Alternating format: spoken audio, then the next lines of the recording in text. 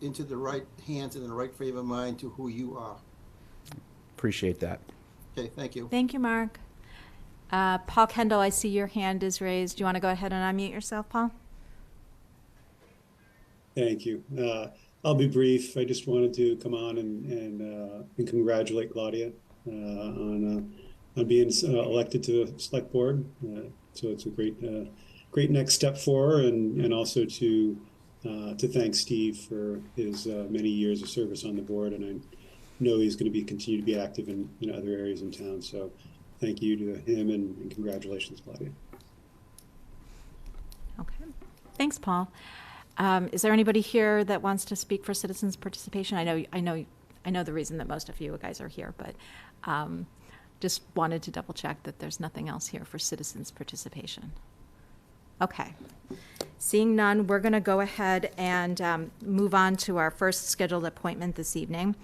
So we have two members of our staff that are leaving us, and so we wanted to bring you both here tonight to publicly thank you guys and just talk a little bit about some of the work that you've done and how you've helped the town. So we have Jennifer Wolfing, who's our Director of Human Services and our social worker at the community center, and then Carol Bogdanovich, okay, from our finance department, who is retiring from the town of Ashland. So, Michael, do you want to go ahead and Sure. introduce both of them? I will start with Carol because she's the longest tenured here by like a year. So Carol has been our assistant town accountant since early 2016, so a little over 7 years. And Carol came into a little bit of a restructured finance department. When I became town manager, I decided to consolidate the finance director and the the finance director and the town accountant position together, and that created room for an assistant town accountant. And so Carol has joined us, and she's just been a phenomenal asset for the town in just so many different ways. She's kind of like, she's the go-to person for like day-to-day money stuff. Like nothing happens financially unless Carol touches it. That and the Schedule Z's which is a little bit of an inside joke. But Carol's done just a great job in terms of organizing kind of like our financial information. She's instituted this practice of sending each month the departments their year-to-date budget, so they kind of know where their budgets are.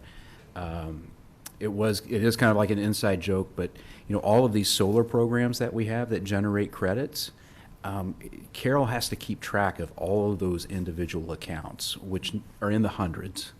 It might seem very simple, but like each street light is its own account. And Carol's just been a good resource for the departments.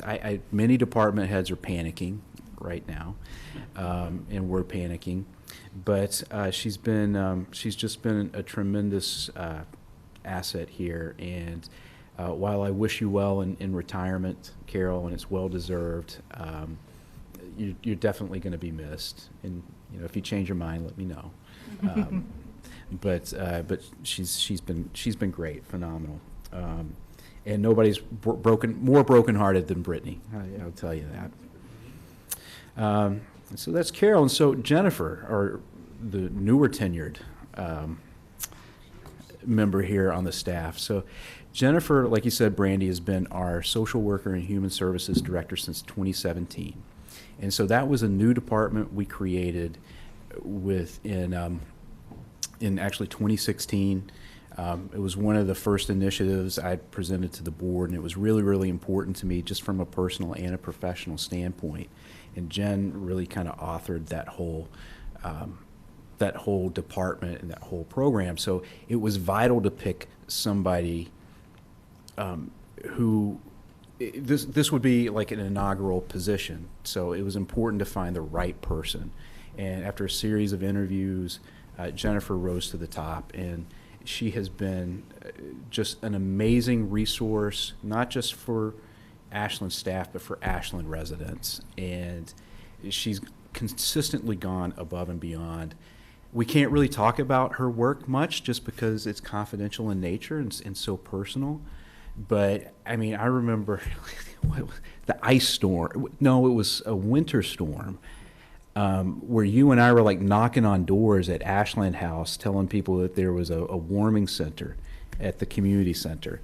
And then you also organized this, this help fair for people who were displaced because of the fire at Joanne Drive and everything. And Jennifer has done stuff like that throughout her tenure here. And I just can't think of a better person to lead or to be the first leader of that department. And she's grown it from like a fledgling department to really a model for the state. And, so we're going to definitely miss her as well and everything that she's brought. This town never thought about human services before, really. It was in ways an afterthought, but now, like I said, it's a model for communities across the state. So miss you too. Michael, if I can just add too that formerly as the assistant principal and principal at Mindes, that our guidance counselor has often reached out to Jennifer for as a resource for families, and I thank you very much for that. It was nice to have somebody within the town, aside from having to go outside of the town to get some resources. So I know of many instances where families and children were helped, so thank you. Joe, Rob, do you want to say, and then once we'll, Sure. and then we'll let you guys come up to the mic and say a few words too. Well, Carol, I hadn't had the opportunity to work with you, which means that I didn't owe any bills or anything, so that's a good thing. We just took care of him, Joe. Yeah, you just took care of him, thank you. Why don't you But, Jen, I tell just, me that? but Jennifer, you worked quite a bit with a good friend of mine, Bill Gath, over the past several years, in doing the things that you do and to help people within the community. And Bill couldn't be here this evening, but he wanted to pass along his sincerest congratulations to you, and wherever you go, may you prosper and be healthy and happy. And I think that's how we all feel. But thank you for the service for Ashland. Too many people, unfortunately, had to come to you for help, which is, I wish it was less, but unfortunately it wasn't. But we're glad that you were there to help them. So thank you. Great. And thank Thank you. Thanks, Joe. And Carol, thank you for your work in the back office. That's similar to the kind of thing that I do, and it's kind of an unsung thing. So thank you for that. And also, if you retired from municipal service, you can go to work in the private sector. So, which is in the nonprofit sector. So let me know. And Jennifer, it was great working with you. You got here just last year. That's what I thought. I guess we're moving, but it's been 6 years, you tell me, so that's great. And I remember when you first started, I think one of the things you did that struck me as timely, working with the police department and the kind of, I don't know if it was a ride along, but just working with them on issues of people with mental illness that they encounter. And I thought that was, we were kind of ahead of our time on that one. So, but thank you. And did we talk about where they're going? Where's Jennifer going? And do we? Well, I think when they When get she up got here, up, they okay. can, So I'll they be can quiet. Well, disclose thank you. that if they Thank you want to. both. Okay. So. And Carol, I know that we had a chance to chat last week about sort of like your future plans and things, and I just wanted to thank you for all that you've done. It's funny, it's like our finance department seems like they're, from the work that comes out of the finance department, it seems like it's a team of 10, and it's amazing what you and Brittany have been able to accomplish. So thank you for all the work that you've done. And Jennifer, I've gotten to know a little bit over the years, and it's funny when Michael said that it's been 6 years and you were the inaugural person. I can't actually imagine the community center before you, because that's just really been, there has been so much impact that you've had on the lives of our residents, and the things that you do that you don't really get to see. So we have a hoarding task force that has been part of our community center, and food insecurity has been a big issue, and all the work that you did through COVID. It's a lot, and it's a demanding emotional position that you connect individually with so many residents. So, we are sad that you are leaving us, but happy for you because we know that you're going to go on to do great things and then come back to visit us all the time. So, so we know you're not really going all that far. So, so thank you for all the work and the holiday program. All the, for all the folks that donate to the gifts for the kids at the holidays.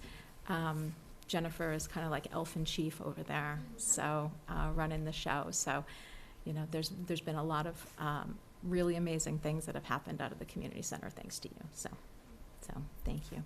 So, do you want to come on up to? I know, and we also have quite a few people here in support of you guys too. Oh, hold on. Before you go up, just not to. We have a public hearing, and I just want to open the hearing, and then we're going to suspend the hearing briefly just to finish this, and then we'll. Okay. We can wait. Okay. All right. I just want to make sure So let me read the legal notice. Notice is hereby given that the Select Board will conduct a public hearing for a Class 2 license, sale of used cars at 43 Nickerson Road. The applicant is Extreme Autos, owned by Marie Palmar and Daniela Medina. The public hearing will be held on Wednesday, May 17th, 2023 at 7:15 p.m. This meeting will be conducted via Zoom and in person. Meeting information will be posted on the agenda, which can be found on the town website, www.ashlandmass.com. Persons wishing to be heard on this matter are invited to attend the public hearing. Interested parties who are unable to attend the hearing may submit written comments to the Select Board's office, Town Hall, 101 Main Street, Ashland, Mass. 01721, or by emailing Susan Roby at sroby@ashlandmass.com. Signed, Brandy Kinsman, Chair, Select Board. So could I get a motion to open the public hearing? So moved. In a second? Second. All those in favor? Aye. Aye. Could I get a motion to suspend the hearing? So moved. In a second? Second. All those in favor? Aye. Aye. Okay. Thank you for that. Sorry, it kind of cut, it changes the buzz, but it does a little bit, but, and we'll absolutely get back to the public hearing in just a few minutes. So, Jennifer, come on up. And then we're going to make you come up too, Carol, so, Oh, thank you so much for all those kind words. It just means so much to me. And I also want to congratulate Carol because I am one of the department heads that would have full-blown panicked if without you. But so thank you for those kind words, and I just wanted to say this work has meant so much to me. I can't even begin to explain how important this work, community-based social work is, and for anybody that pioneered this model, you should be so proud because one of the things that drew me to this position was how innovative it was. Because as we all know, it has not been the typical model initiated by municipalities, and I certainly think it should be because, there are an awful lot of situations and people that don't fall within the two categories of elder outreach or youth and family, and it's so important to use inclusive words when we do this work, and not deter people from calling because they think they don't have a place. So I'm just so proud to have been part of this and proud to have done this work, and I was not expected to leave this soon. An opportunity kind of came to me, and there's too many reasons to say yes. So I'm going to take them, but I'm not leaving because I want to leave this work or because I want to leave this town or because I want to leave these people. And I do hope to stay connected through some volunteering with, with Kristen and Decisions at Every Turn, and just stay connected to the community. So thank you for anybody that was involved in pioneering this position. Just phenomenal idea, and it should be. I hope it is the model for this state moving forward. Just thank you for this. Thank you for this experience and this opportunity, and I guess that's it. We wish you the best, Jennifer. Thank you so much. We really do. Thanks. Carol, you want to come on up? Carol, you've never been shy of talking, so, like, don't pretend like you are. I just want to thank all of you from the select board, Michael, Jen, from the town manager's office. I'm already emotional. Still have a little bit of time left here, but you know, my time here at Ashland has been great. I mean, I enjoyed working here. I enjoyed working with Michael and Jen and select board, some of you, and I'm gonna miss the work, but I'm looking forward to the next chapter of my life because I am retiring. And I will be, you know, trying to connect with family and friends and you know, doing some fun things. Not that I haven't in the past, but, you know, trying to visit family that's kind of spread across the country and reprioritizing, as a lot of people have done after the pandemic and everything too.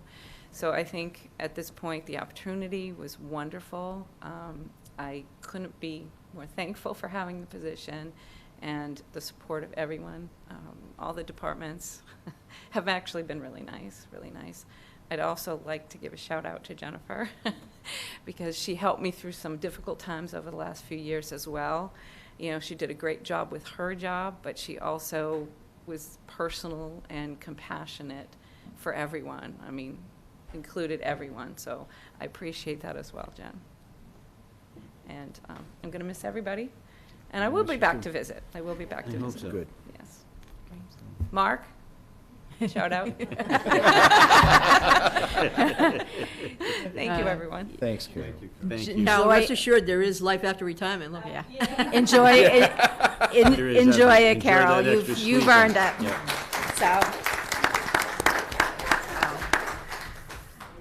So. Okay. Thank you. Thank you, guys. Did you want to do a picture? You know, Or are we? why don't we take a Okay. That's our couple minutes to tradition. do it? Okay. All right. Do it for- It's Herminda's here. We have to take a picture.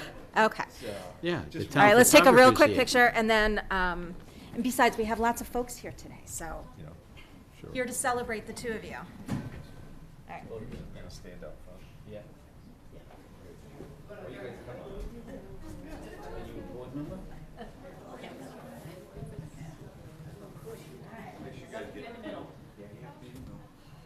I don't know what I'm gonna do now. I used to stick my head in the doorway and stand up for it and grab some people.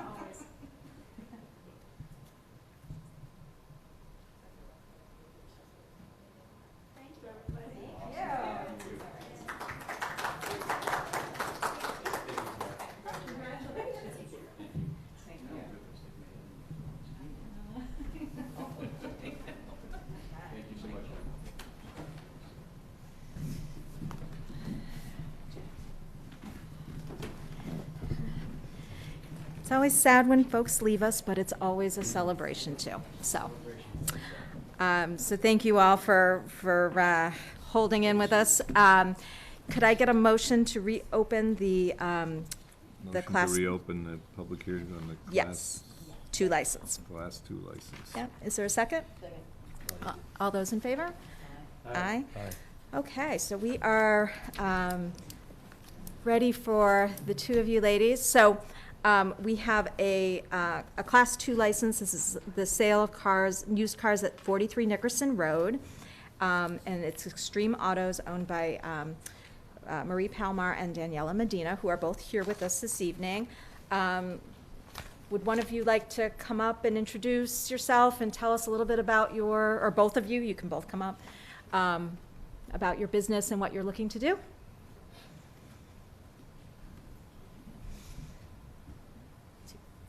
Okay, well, my name is Maria Palmer. We are from Venezuela. She is Daniela Medina. We've been in the industry for about 4 years. We were working with a friend. He owns a used car dealer, and we decided to open our own. I currently do manufacturing associate. I work with Sanofi also, and I work with Sodexo. I am the manager, the supervisor of the cleaners, GMP cleaners. And a part of our job, we spend time in this business. Okay. Okay. So it looks like you're looking to have 12 spaces Yes. at the location. We have in our packets a map and some information about what you're looking to do, and you have a contract with a body shop as well. Does anyone from the board have any questions? Yep. Thank Go you. ahead. Thank you, Madam Chair. Thank you for choosing Ashland to come in and bring in another business in town. So thank you for your diligence in picking the right town. So thank you. Just a couple of quick questions. You have 12 spaces that I saw on your map that you provided us. My question is, will you have any additional inventory on that site, and where would you park them? Because you'll have 12 cars already for sale, but I would assume that you're not just going to sit in those 12 cars. You're going to be looking at other locations and purchasing other cars. And will those be at that site, or will they be at another different site? Where will they be stored? Well, we will always try to have 12 cars because that's the maximum that we can do. But our mechanic, his business is in the same street, and we can always have cars with them too. Okay. So it shouldn't be a problem. And what you said about Ashland, I live in Ashland. I really love the town, and Good. it's amazing to live here. We do too. That's why we're still here. Yeah. Okay, so I just don't want you to, we're going to we're going to give you a license for 12. Should there be additional vehicles there, that'll be a violation of your license. That's why I don't want to have that violated. That's why I was asking the question. Okay. Don't Okay, worry. so thank you. And I like your hours of operation.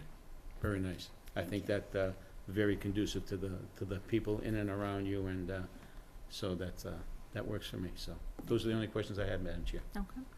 All right. Is there any other questions? I'm all set.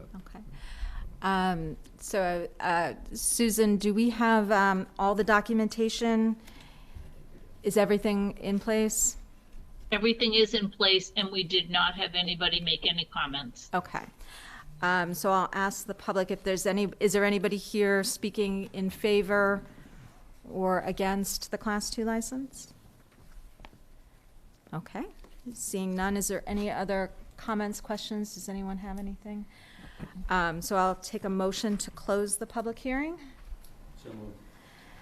Is there a second? Second. All those in favor? Aye. Aye. So I think we're in a position, could I get a motion to approve the Class 2 license for Extreme Auto, located at 43 Nickerson Road? I think that's all I need, right? 12 vehicles, do you For- need to add that? Per the information that was provided to us. Sorry. Yeah, I'll second that. So moved. okay. All those in favor? Aye. Aye. Aye, that passes 4-0, so you guys have your Class 2 license. Welcome to Ashland, and I just have to say, Susan pointed this out to me, and you guys are the first all-female-owned Class 2 license that we have in Ashland, so that's Thank you really so a much. cool Thank thing, you. so. That's good to know. We wish you all the best and lots of success there, so. Thank you so much. Great. Thank you. Thank you. Congratulations. Thank you. Yes, congratulations. I can't wait to see the extreme vehicles you're going to be selling. Any I know. 67 goats? Ah, There you go, Joe. all right. Thank you. What saving my really pennies. happens when you Thank you. retire is you look for the cars, Oh, right? yeah, sell them for the cars, yeah. Thank you. Okay.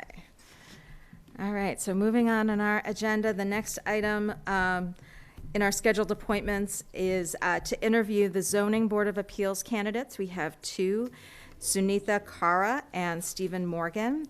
There is one position as an associate member on the Zoning Board of Appeals. And so the ZBA is a regulatory body in our community. We when we do appointments for the ZBA, we like to bring the candidates here in person and talk to them, find out a little bit about why they wanted to serve, and I think we have both candidates here on Zoom. So I'm going to ask Sunitha to go ahead and unmute yourself. You want to introduce yourself and tell us a little bit about why you wanted to be a part of the ZBA? Sure. Good evening, everyone. My name is Sunitha Kara. By profession, I work in IT in a company in Boston. It's a home insurance company. Apart from that, at my company, I belong to a few business resource groups. I have served in Women Rock Tech, where I encourage and bring women speakers to bring more people into STEM, more women into STEM, more young children into STEM. I'm also part of Abilities BRG as a chapter liaison. Recently, I have been in Ashland for about 13 and a half years, but have been busy with a full-time job, commuting 5 days a week, and then raising 2 kids who've just graduated this year from high school. So I'll have more time on my hands. And one of our friends suggested me, why don't you become part of the Ashland, either zoning appeals or like sustainability. And I have attended a few meetings here, and I think just to serve here in Ashland, where I belong, would be a great opportunity. And again, this is something completely new to me. So again, it'll make me more, gives me more opportunities to learn and understand, like the 2 ladies who are opening a new company here in Ashland. That's so good to hear. So I just want to be aware of what's happening in my town and understand something I have no idea about around the zoning appeals. Okay, great. Well, thank you for wanting to join the ZBA and stepping up to serve. We have, well, first of all, why don't we see if anyone has any questions for Sunitha, and then we'll move on to Mr. Morgan. Do you have any questions? I'm sorry, Madam Chair, I would just like to ask Sunitha, what would you bring to the Zoning Board of Appeals? What would be some of the things that you would make that board better by having you on the board? Great question. I asked myself about that. I definitely will bring diversity. I'll bring fairness, because I'll ask the right questions, not assuming anything because I do not know much about it. So I'll ask all the right questions, or I'll ask everything in my capacity to understand it, and that will give the fairness, and then we'll be able to vote accordingly. I'm also will bring my expertise, that the leadership experience I've had both in my work and also in my other capacities, like the boards I have served, and mainly the diversity perspective. Those are the 3 things I'm thinking to bring to my position. Thank you. Thank you very much. That's all I have, Madam Chair. Thank you. Does anyone else have any questions? I'll ask a Sure. question. Sunitha, so you attended 2 meetings of the ZBA. So could you just give us a short, did we lose them? Oh, no, they're there. A short summary of what you think the most important things that the ZBA does and your approach to that? What I have heard in those 2 meetings and even the last few minutes is to first be a good listener, understand where they're coming from, what are their needs, what are they trying to get out of, and then understand the rules and regulations that we have at Ashland, which have served us well. There are reasons why we came up with that rules. And then basically between the needs of the people who come here and the rules we have, to make sure that we are not violating anything, and at the same time being very empathetic about it, be very respectful in our dealings. Great, thank you. Great. So it looks like, we have your talent bank form that you had submitted, and looks like you have quite a bit of experience volunteering with organizations like the Walk for Hunger and Rosie's Place as well. So it sounds like you are, passionate about giving back to the community, and so so thank you for wanting to be a part of the ZBA as well. So the only other thing that, so this is as an associate member, and the ZBA has 3 full members, and then the associate members, our chair is not, for the ZBA, it's not here on Zoom, but it's my understanding that the associate members only vote when they don't have all 3 members, correct? Correct, or they'll serve on a hearing to hear a case when it's appropriate. Okay, so I just wanted to make sure that was something that you were aware of, what the role of the associate member, but it's a good opportunity to learn more about the board, to be able to attend all the meetings, and I know that the chair, likes to hear feedback from all of the members, so it's a good opportunity to learn more about the cases and the things that are in front of the ZBA and all of our zoning laws as well. So, but I just wanted to make sure that you were kind of aware of how the structure of the group worked. No, I was definitely aware. In the last meeting, I think they clearly said that 3 full members have the most voting options, etc. And, if I think one of them is not there, then the associate members can help and can vote. But it's, again, as a great opportunity without really putting me on pressure. So I think this is a perfect opportunity to start as an associate member. Okay, great. Thanks, Sunitha. And it's my understanding that we had received 2 applications at the same day, actually, from Sunitha and Steve Morgan, who's also on with us. Mr. Morgan, do you want to go ahead and unmute yourself and introduce yourself and talk a little bit about why you want to serve on the ZBA? Yeah, sure. Steve Morgan, 136 Concord Street, here at District 1 near downtown. So I've been in Ashland now about 8 years. I submitted a talent bank form. John was very good to reach out and invite me to his meetings. I had been previously at a number of his meetings over the past 8 years, depending on the topic. I am somewhat familiar with the zoning board and its process, and did go to a few additional meetings recently at his request. I think he's familiar with the zoning, so I do understand the role of the zoning board and the associate members, which are backfills for the 3 sitting members on the board, but do fully participate in the review of cases, but don't actually vote the cases per statute. I have a background professionally in project management, including construction project management in an industrial setting. So this is an area where I've been interested in town. I have also attended certain planning and design meetings over the period of years, and provided feedback on projects. So that's, I think some members are familiar with who I am. I also actively participate at various town meetings and elections on certain topics. So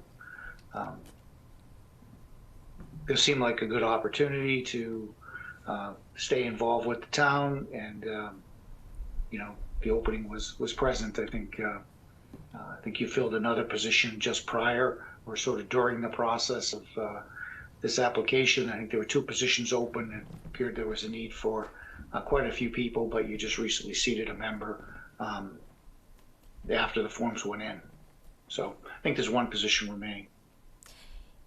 Yes, you are correct. You are correct there, Steve. Does anyone have any questions for Mr. Morgan? Yep, go ahead. Steve, I'll ask you the same question that I asked Sunitha. What would you bring to the ZBA, and in your expertise, how would you make that board better as an associate? Sure. So, as was discussed in the meeting with the ZBA directly, my engineering background, I am a degreed engineer, mechanical engineering in particular, and I do project management, including industrial capital projects. So I have a good deal of experience professionally and I also have a personal interest in following certain, legal aspects in Massachusetts, which include, construction and zoning and such. So this is something that is somewhat in my professional lane, although I'm not doing this for a living. I do capital projects, including facilities and construction for corporate clients. Thank you. Appreciate the response. Yeah, I'll ask the same question as well, Steve. So you attended 2 meetings, and so what's your, understanding from that of what the ZBA does and how you would approach that? Sure. So I've probably attended over a dozen ZBA meetings in town since I've been in town, maybe as many as 20. The 2 meetings that I was recently in primarily focused on a non-conformance. It was actually a violation that occurred over on a property.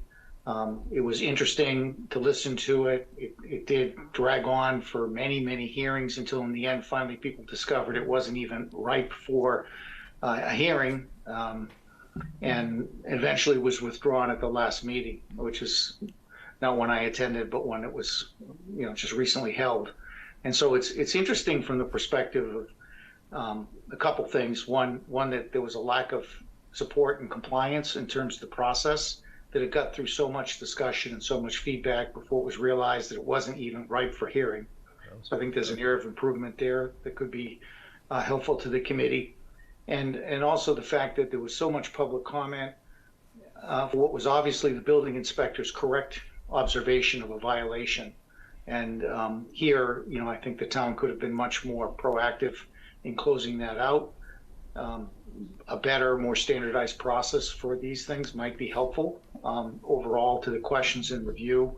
I did personally comment in those meetings. Some of those comments were accepted. There were other, obviously, public comments as well. But here you had a very simple violation that should have been addressed. And I believe it essentially, at this point, it's been withdrawn and may still need to be addressed because it's still violation is still occurring over on the property. So, it shows the back and forth that can occur and the need to be really on top of the rules and the features that the board is responsible for to avoid these kind of behaviors. And again, I hope, people recognize me as being very process focused and interested in, following the rules. Perhaps, some people may feel to a fault, but that's the way rules are set up. You need to be respectful to people, but you also need to follow rules. So, especially in a zoning context. Okay, thank you, Steve. Claudia, do you have any questions? No? Okay. So Steve, my understanding is the last committee that you served on was the Capital Improvement Committee, is that correct? That is correct. I was a Capital Improvement Committee member, probably about 6 or 7 years ago, when the town actively had a Capital Improvement Committee. I believe it's currently required by bylaw, but not appointed by the selectmen by choice. And that predates me, but my understanding is that that committee became defunct because 4 members of the committee had resigned. Is that correct? I don't believe that's correct. I believe the committee did lack a quorum, and there were some changes in town meeting as to what that committee's responsibilities were. But I would not characterize it that way myself. I think that once the committee was not actively doing the work, I believe town management sought at that time, I forget the name of the outfit, but sought to use a third-party 5-year capital planning group as an alternative to the committee. And therefore, from that point forward, the selectmen have continued to not appoint members that are required by charter and by bylaw. So I personally believe a capital committee should exist and should be doing its work, but it's the selectmen who have chosen not to create and appoint that committee and to allow the town manager to use staff or contractors to perform that function. So I think that's the status of that committee. I know we did do good work on the committee. We did produce a 5-year plan for capital, and at the time we were doing individual capital projects in a program over 5 years. now I believe we're doing kind of pay as you go off of a list at town meetings. So it's a different process today than it was then. As a voter, I prefer the original process and would like to see that committee restored. Thank you, Steve. So, you know, from our perspective, we appoint members to committees to make sure that there's sort of that committees function in a really productive way, especially for regulatory committees. John Trefethen's not here, but it's my understanding that the ZBA did not recommend that either candidate is necessarily appointed. They requested that the select board make the determination and do the appointment. And so, you know, my question to you is just,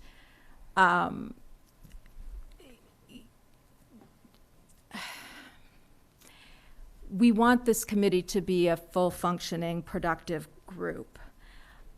I'm really kind of wondering what your motivation is for wanting to be a part of it, because to be perfectly honest, Steve, my perspective and my interactions with you have always been for you to try to tear down everything that is happening in our community. And I have reservations about appointing you to a committee that we want as a full functioning regulatory body. So what would you say to me to convince me that this would be a productive experience for all the members on that committee? Yeah, so to answer your question, I think you correctly observe that the committee did vote unanimously, I believe, for my appointment. We did have a hearing on it. I believe they also support the appointment of the other candidate, but there was a unanimous vote after discussion on the candidacy. Compared to my own situation, I think you're, perhaps, you have your own opinion, but I think you're mischaracterizing my motivations in terms of why I pursue, interaction with the town. I'd like to see the town be very successful. I am an active participant in the town, and I have no interest in seeing a non-productive zoning committee in the town. I would like to see it be a productive committee, and I think that is the same message that was left with the committee itself when we had the interview at the committee level. So I'm not sure, we certainly can have a one-on-one on the conversation around your reservations if you would like, but I certainly would disagree with any characterization that my comments are not constructive. Okay, thank you. Does anyone else have any questions or comments? No, I just wanted to add, Mr. Morgan, I'm, new certainly in this position, but I have to say that I have a similar, feeling about some of the ways you've approached the community, as does the chair. And that because it is a regulatory body, I think maybe, I'd appreciate that you're an intelligent guy, and I think that you probably have a lot to offer, but perhaps it would be nice. It doesn't always feel like it's been a productive experience, and maybe a regulatory board isn't a good place to start if you would like to take another step, and I just being honest in terms of what I've witnessed and over the years. So I think that this might be kind of a giant leap, a leap of faith, I think, for us maybe, and so perhaps there might be another alternative that would be better suited at this time. Well, certainly in response to your comment, there have been projects in town. I have damage in my home from a project that you and I commented on opposite sides of the issue last year. So the fact that we don't always agree really has very little bearing on the ability to do a job and have the professional credentials to do a job, and to support Mr. Tefton and the other members of that committee. So I certainly, if the town is taking a position that they don't want to allow citizens to participate on committees and see what they can do based on their feeling, I mean, I certainly would understand that. But, I think this is a fairly good fit. And it is a topic that I have clearly followed up on. So open to other suggestions if you think there's a better path. But, certainly you and I don't see eye to eye on all issues in town. No, absolutely, and I totally respect that. But I think there might be a better path, and maybe that's something we could explore. I'd certainly be willing to work with you to find a way for you to be a part of our community in a very productive fashion and still have opinions that don't always agree with everyone else as well. I certainly respect that in everyone. Does anyone else have comments or questions? Well, Steve and Sunitha, thanks for putting yourselves forward. I think, Steve, especially, I know you're a bright guy. You're well versed and you're very active. And I kind of, I think if we could work with you to kind of use your talents in a positive way, I think that would be helpful. I think very similar to what Claudia was saying. I mean, I think you have the best intentions, and a lot of times you speak out on issues. You have, good reasons, legitimate reasons. I think I'm concerned about just the smooth operation of a committee, and I'm leaning towards giving Sunitha the chance for that. I mean, we have two candidates here. We have to pick one. So I certainly acknowledge your involvement and your knowledge. I think I'm leaning towards Sunitha to give her a shot as someone new at this and to learn the ropes. So that's kind of my perspective. So anyway, but thank you both for coming forward on this. Joe, do you have any thoughts? No? Okay. So thank you both for being here. I think what we will do is, if we're ready, are we ready to appoint? Are we feeling the same Sure. about Sunitha? Okay. I could make a motion to, I'll make a motion to appoint Sunitha Kara to the Zoning Board of Appeals As an associate member. as an associate member. Term to expire when? Sue, do we have a date on that? Yes, the expiration date, that appointment is a 1 year, so the expiration date is August 31st, 2023. August 20, 20. 31st, 2023. 2023, okay. Okay, so it's the same date as the rest of them that are up? Yeah, that's Same time. interesting. Okay. Okay. It's only a few months. And then we reappoint. Generally, we That's reappoint. on this date. Yeah. There's a motion to appoint Sunitha Kara by Rob. Is there a second? All those in favor? Aye. That passes 4-0. Sunitha, thank you so much. We look forward to hearing all about your work on the ZBA, and thank you for coming forward and wanting to serve, and thank you, Steve. I echo Claudia and Rob's perspective. I think that we would love to have you serve in a capacity in town. I think that would be a great thing. So if there is an opportunity to get involved, I encourage you to do so. So thank you very much for wanting to be a part of this tonight. Great. Thank you both. Thank you both. Thank you very much. Okay, moving on in our agenda to old new business, discuss the election results. Point of order with respect to Yep. the appointment we just made. Does she have to get sworn in down Yeah, I'll communicate with her. Okay, all right, thank you. So yes, the election results. Well, we've got one of the results sitting here right now.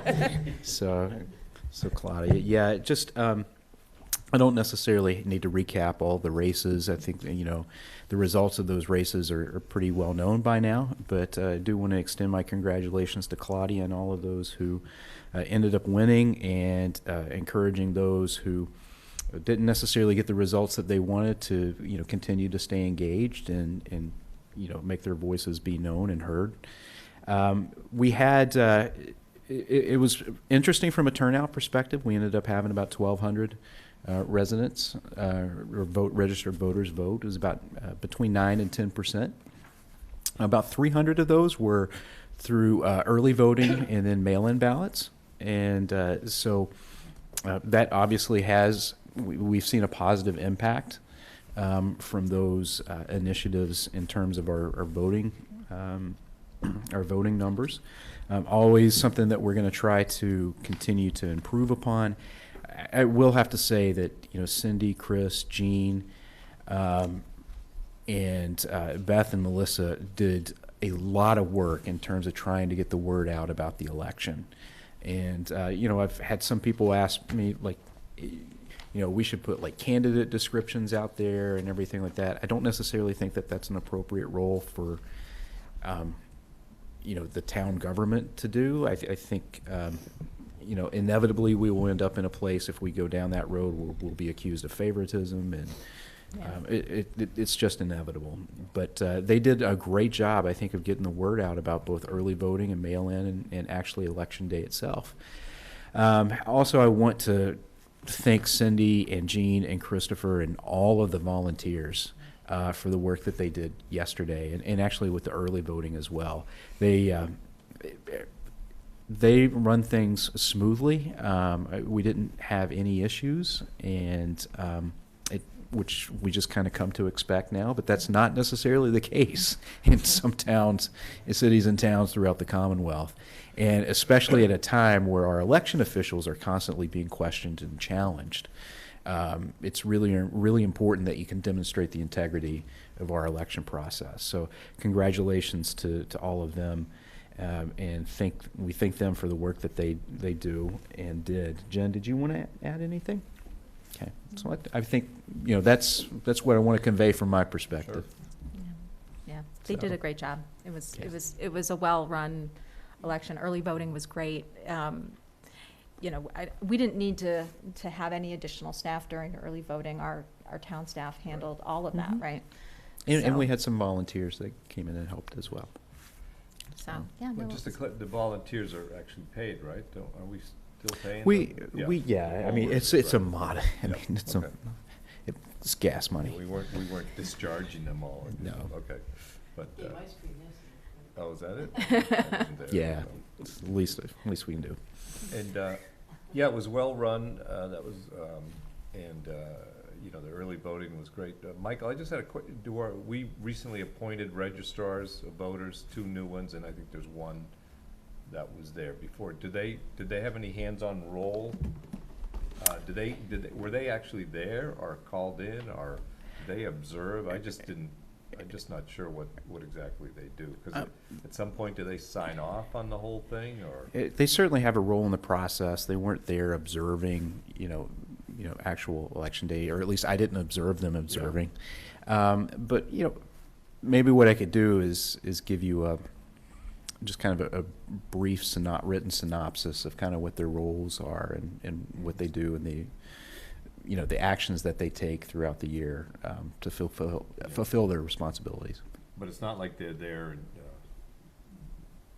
I just don't know. Were they like there? Do you know? No, but they. I did not see them. When I was there, they help out a lot when we have to keep the clerk's office open for people to come in and register and things of that nature. Some of them about it. I think you might know a couple. Like, yeah. So.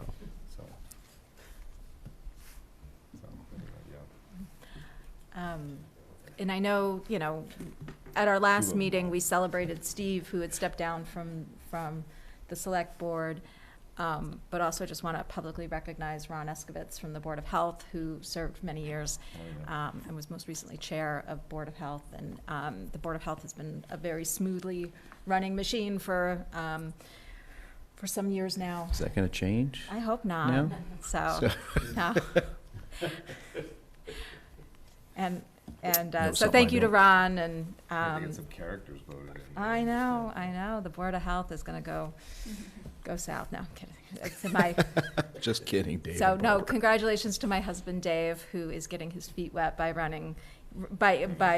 serving on the Board of Health, and I look forward to hearing lots of conversations, two-sided conversations about what's going on in town. So, but congratulations to everyone that ran, and thank you to everyone for putting themselves out there, because it is like it's campaigning is hard. It's I think Preston said he knocked on I think he said 1,000 doors or something crazy like that. 1,400. 1,400 doors.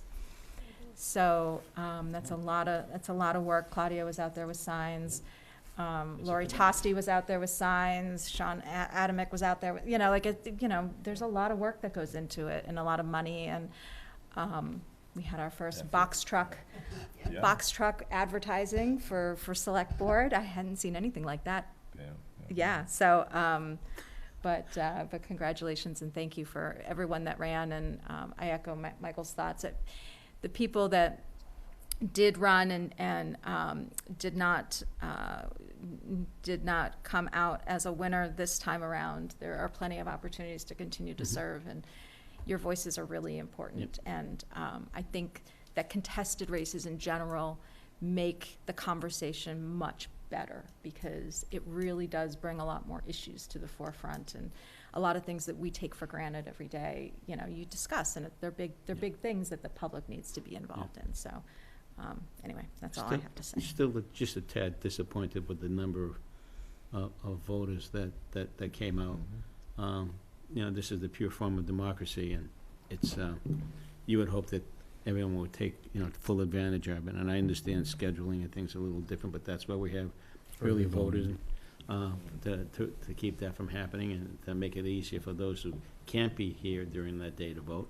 10% that's little disappointing for all, and for those who ran. I mean, put all the effort that you guys put into it, you're gonna get 10% of the folks.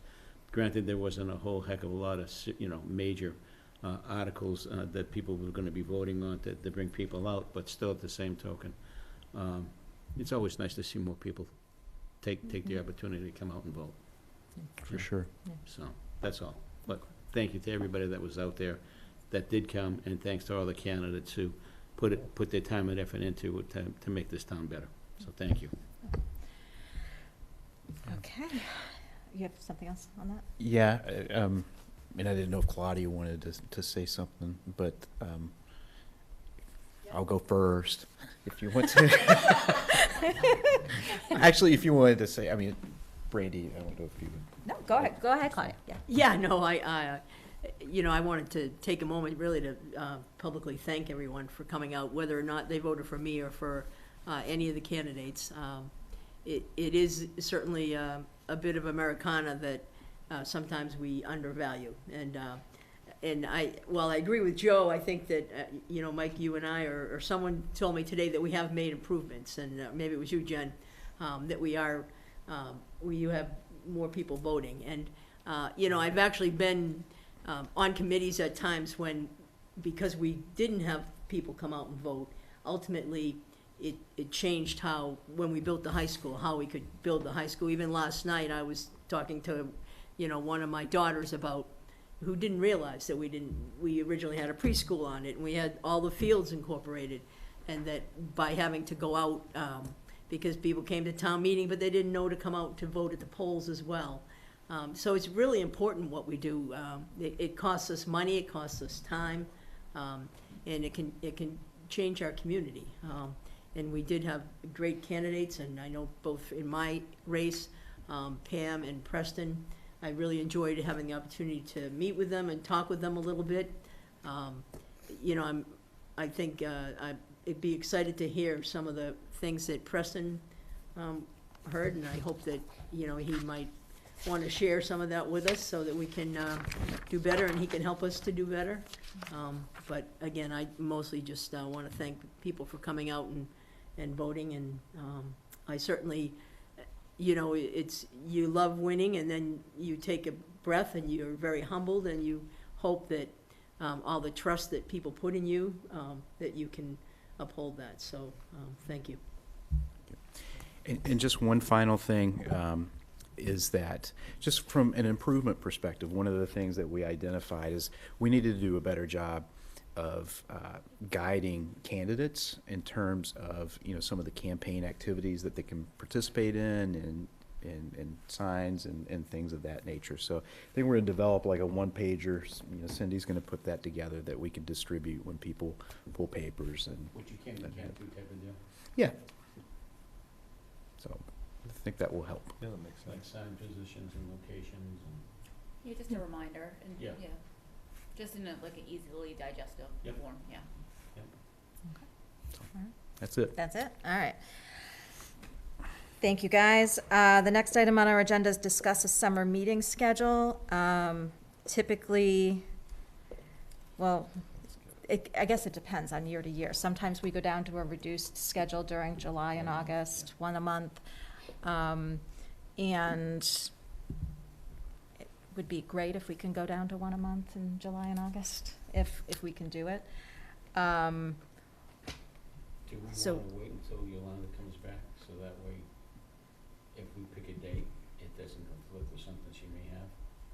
So we meet in, you know, the first week in June, actually, the first full week in June. That would probably be, when that's knocking. Yeah, we wouldn't make any changes till July. Is there any, is there any dates that you were looking at, Michael, specifically? So, you know, we'll have 2 meetings in June. I would suggest we potentially look at maybe, you know, July 5th, we're not going to meet, Yeah.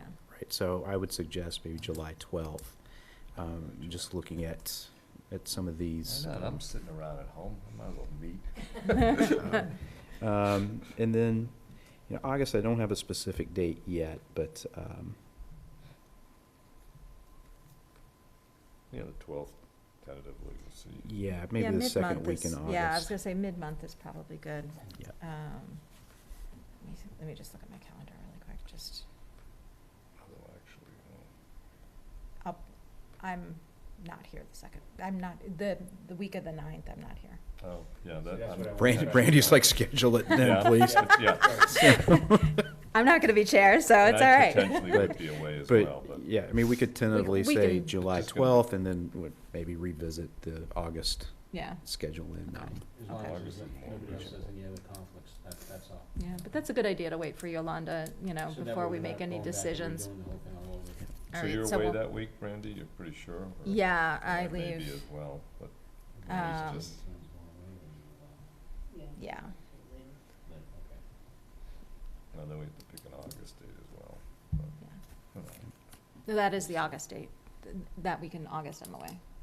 Oh, I thought it was July. No, What was the week July in tw- August? well, So maybe, Susan, why don't you and I work to kind of put together a proposal and send that to the board? okay. Does that make sounds sense? good. Yeah, Yep, maybe you would try to. that sounds good. Try to schedule one day or one Wednesday per month. In July and In August. July and August, okay. And if need be, we just have an emergency meeting, which we've done in the past. Absolutely. Yep, okay. So. That sounds like a plan. Okay. So the next item on our agenda is vote to approve the governor's order that extends the special patio/outdoor dining services until April 1st, 2024. The amendment extends permitting license for on-premises consumption to continue with expanded patio service and extends the ability to sell alcoholic beverages for takeaway and delivery. And this would be for the following: Erica's Restaurante at 78 Front Street, Hop Dash DBA, TJ's Food and Spirits, 355 West Union Street, Los Cabos Mexican Grill, Cantina, 300 Elliott Street, Mazi, 320 Pond Street, Mexico City Taqueria, 1 West Union Street, and that is it. So this expands, this basically allows us to accept the governor's order, which expands that The outside. the outside dining. And just Claudia, just for your, just so you know, because we control the liquor licenses, that is why we have to approve these. We have to accept the condition of the governor's order, basically. Does anyone have any questions? I have one, Sue, I have a quick question for you. Ashland Ale House, they had an outside patio last time. Did they not submit a request this time around? So Joe, the reason they're not on this list is only for those that don't have an approved outside dining area with the ABCC. Ashland Ale House filed to go through that process, so theirs is a legal one, if you will call it that. Okay, I just want to make sure that we don't miss anybody and, you know, they're not allowed to do it. That's all. Thank you. So it wouldn't fall under the governor's order as a temporary extension. It's a permanent thing for Ashland Ale House. That's correct. Okay. Got it. Okay. That's a good question, though. Does anyone else have any questions? No? Good. If there are no questions, I'll entertain a motion to approve the governor's order to extend the special patio outdoor dining services until April 1st, 2024 for the establishments previously listed. Okay, so moved. Second. All those in favor? Aye. Aye. That carries 4-0. Great. Thank you very much. Okay, moving on. Review the subcommittee recommendation and vote on the BAA grant awards. So I'm going to, before I turn this over to Rob, just some background. So we have our runners that run on behalf of the town of Ashland for the Boston Marathon, and in exchange for a bib that the BAA grants us as a marathon community, each runner has an obligation to raise $3,000. That goes into our BAA grant runners account. And then twice a year, we have a subcommittee that reviews basically the grant applications that come in, and the subcommittee then makes recommendations in the fall and the spring, and this is the spring cycle. And it was Steve Mitchell and Rob. So Steve, as you guys met before Yes. Steve stepped down, Right. and I'll turn it over to you to kind of walk great. us through this. Well, thank you. And this is the first time I've done this without Steve, so we'll see how it goes. I was half expecting Steve to show up on Zoom. He actually told me he would not. But, so. Let you hang. Yes. So I do want to read, Steve did write an email about this, which I will read to you folks about this. So, so this is Steve's email, his message. It has been an honor to be involved in a program that has been able to provide substantial financial assistance to so many community groups. I'm not sure the total amount of grants awarded, but it is significant and meaningful to the Ashland community. I was fortunate to be part of the select board that created the BAA grant program and would like to thank those board colleagues, John Featherston, Mike Campbell, Arthur Shapiro, and Joe Magnani. It's been a pleasure working with Rob on the BAA subcommittee. We have strived to be equitable and supportive in our recommendations. Typically, we have recommended funding all applications, either fully or partially. As a general rule, our primary goal was to support community volunteerism. Consequently, we did not fully support an application when a stipend for the applicant was part of the request, although my own aside is we did make exceptions to that. Another consideration was whether an organization was a fundraising entity. We normally did not recommend fully funding those applications. Lastly, we did look at an application in terms of its impact on the greatest number of residents.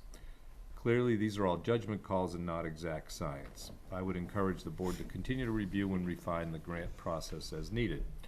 Also, the board has the opportunity to utilize available BAA monies to fund a board-supported project, possibly a public art proposal, and I encourage the board to consider this moving forward.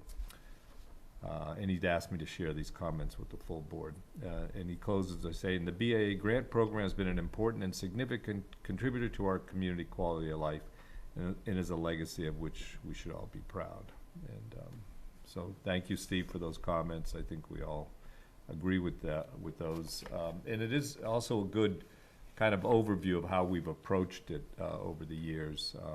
And so with that, I just to go into the actual recommendations, which I believe we're in the backup. There is a difference in the totals. Sue just sent me a corrected one, which I think it looks like she made copies for everybody else. Okay. So just kind of an overview. So as Brandy said, there are two different pools, and the largest one is the runner's account. And so the beginning balance before these recommendations, 138,000. So you can see there's a significant amount of funds there. And the current balance in the select board gift account is 62,000, also also a significant amount of funds, but a bit less. And so what you have here is the numbers. You know, you have the columns with all the different applications. You have the amount they requested, and then the subcommittee recommendation is the first column. And then there's a brief description that Sue put together, this spreadsheet of what we went through. And so you can see we have our recommendations for the runner's account was, let me see, was 26,000, no, it's actually 36,000. So, and then no, I'm sorry, that's the total. It's 26,500 for the, sorry, for the runners, and then the amount recommended was 97.93, a smaller amount for the select board gift account. So the overall picture there is, though, you know, we have a substantial balance coming into this, and you know, the recommendations we made leave us, you know, substantial amounts of funds in the balance for the next round. And I think that's where Steve is thinking, you know, maybe there's a bigger project or other significant projects the select board can suggest. And I recall that Steve periodically, we would periodically come up with our own recommendations as well. So that's something for members to think about. So you could see the list we made here. And in many cases, you know, we fully funded, but, you know, we also have like standard, for specific projects, we also have standard amounts, like for, there's groups that apply, you know, for every round and every season, especially like the sports groups. We typically have an amount, like I think it's 1,500 that we go with that. And there was the funds to cover class activities like prom, dances, and there were two different groups, I think, from different schools that applied for those, and we kind of split it between them. So you'll see they asked for a little more. I think we're giving them each $1,250. So we made kind of like decisions like that in line with our general approach. That's basic. So you can see all the recommendations, and hopefully you've had a chance to at least go through it a bit. So I don't know, are there any questions or So thoughts on that? I have a few, but I wanted to just kind of clarify, just because, so for an organization to apply for a grant through the runner's account, it has to be a 501c3. Yeah. So when you look at the folks that have applied, the red are official 501c3 organizations that can, that we can use the runner's account funds from. The others, we want to continue to support, but obviously we're not able to use the runner's account, so that comes out of the select board gift account. The select board gift account is also used for a lot of other things that we do as a board. So anytime we support, like we did the marathon breakfast, the funds from that are part of come out of the gift account, or our volunteer breakfast and things like that. So that it's kind of almost a catch-all, and that is funded from the Warren Conference Center, so from room fees in lieu of taxes at the Warren Conference Center. So that we get less funds into that account than we do the runner's account. So every year we have 22 runners that run for Ashland, and so the funds are 66,000 that come into that account every year. So just a little more background, Yeah, because right, because it's kind of confusing, like what's red and what's blue and I how was that. gonna ask yeah. that. And Yeah. so there's no, so the select board gift account is funded entirely separately from. Yes. It's through the Warren Conference Center because they don't Yep. pay Yeah, and taxes. it basically comes from the marathon as well, is mine, that's the lump sum they gave us. I don't think they do that anymore. I don't think they give us a lump sum Right. anymore. Sue, can you clarify that? Yeah. They did used to, yeah. So that's basically a third bucket of money. To talk about it in simple terms, the BAA provides us money. That money pays for all of the details and all of the work that has to be done in preparation. We don't have excess money after that. As a matter of fact, we spent more money preparing and paying for the day than we received in funds. So where did we get what's in this, the select board gift account? That money comes in lieu of taxes on room rentals from the Warren Conference Center. Oh, okay, I'm That's sorry, I the only forgot about funding that. mechanism. Okay. Okay. And has that changed through the years? I know that even when, now it's owned by Framingham State, right? But when it was owned by Northeastern, it did not they did not pay taxes either, but I know we used to get sometimes, the school committee would meet there for free for the day. Has it changed in terms of what we receive from them through the years? Yeah. So we've always gotten the room taxes, Claudia, from them. As they added the inn, they obviously had more rooms, so the money went up a little bit.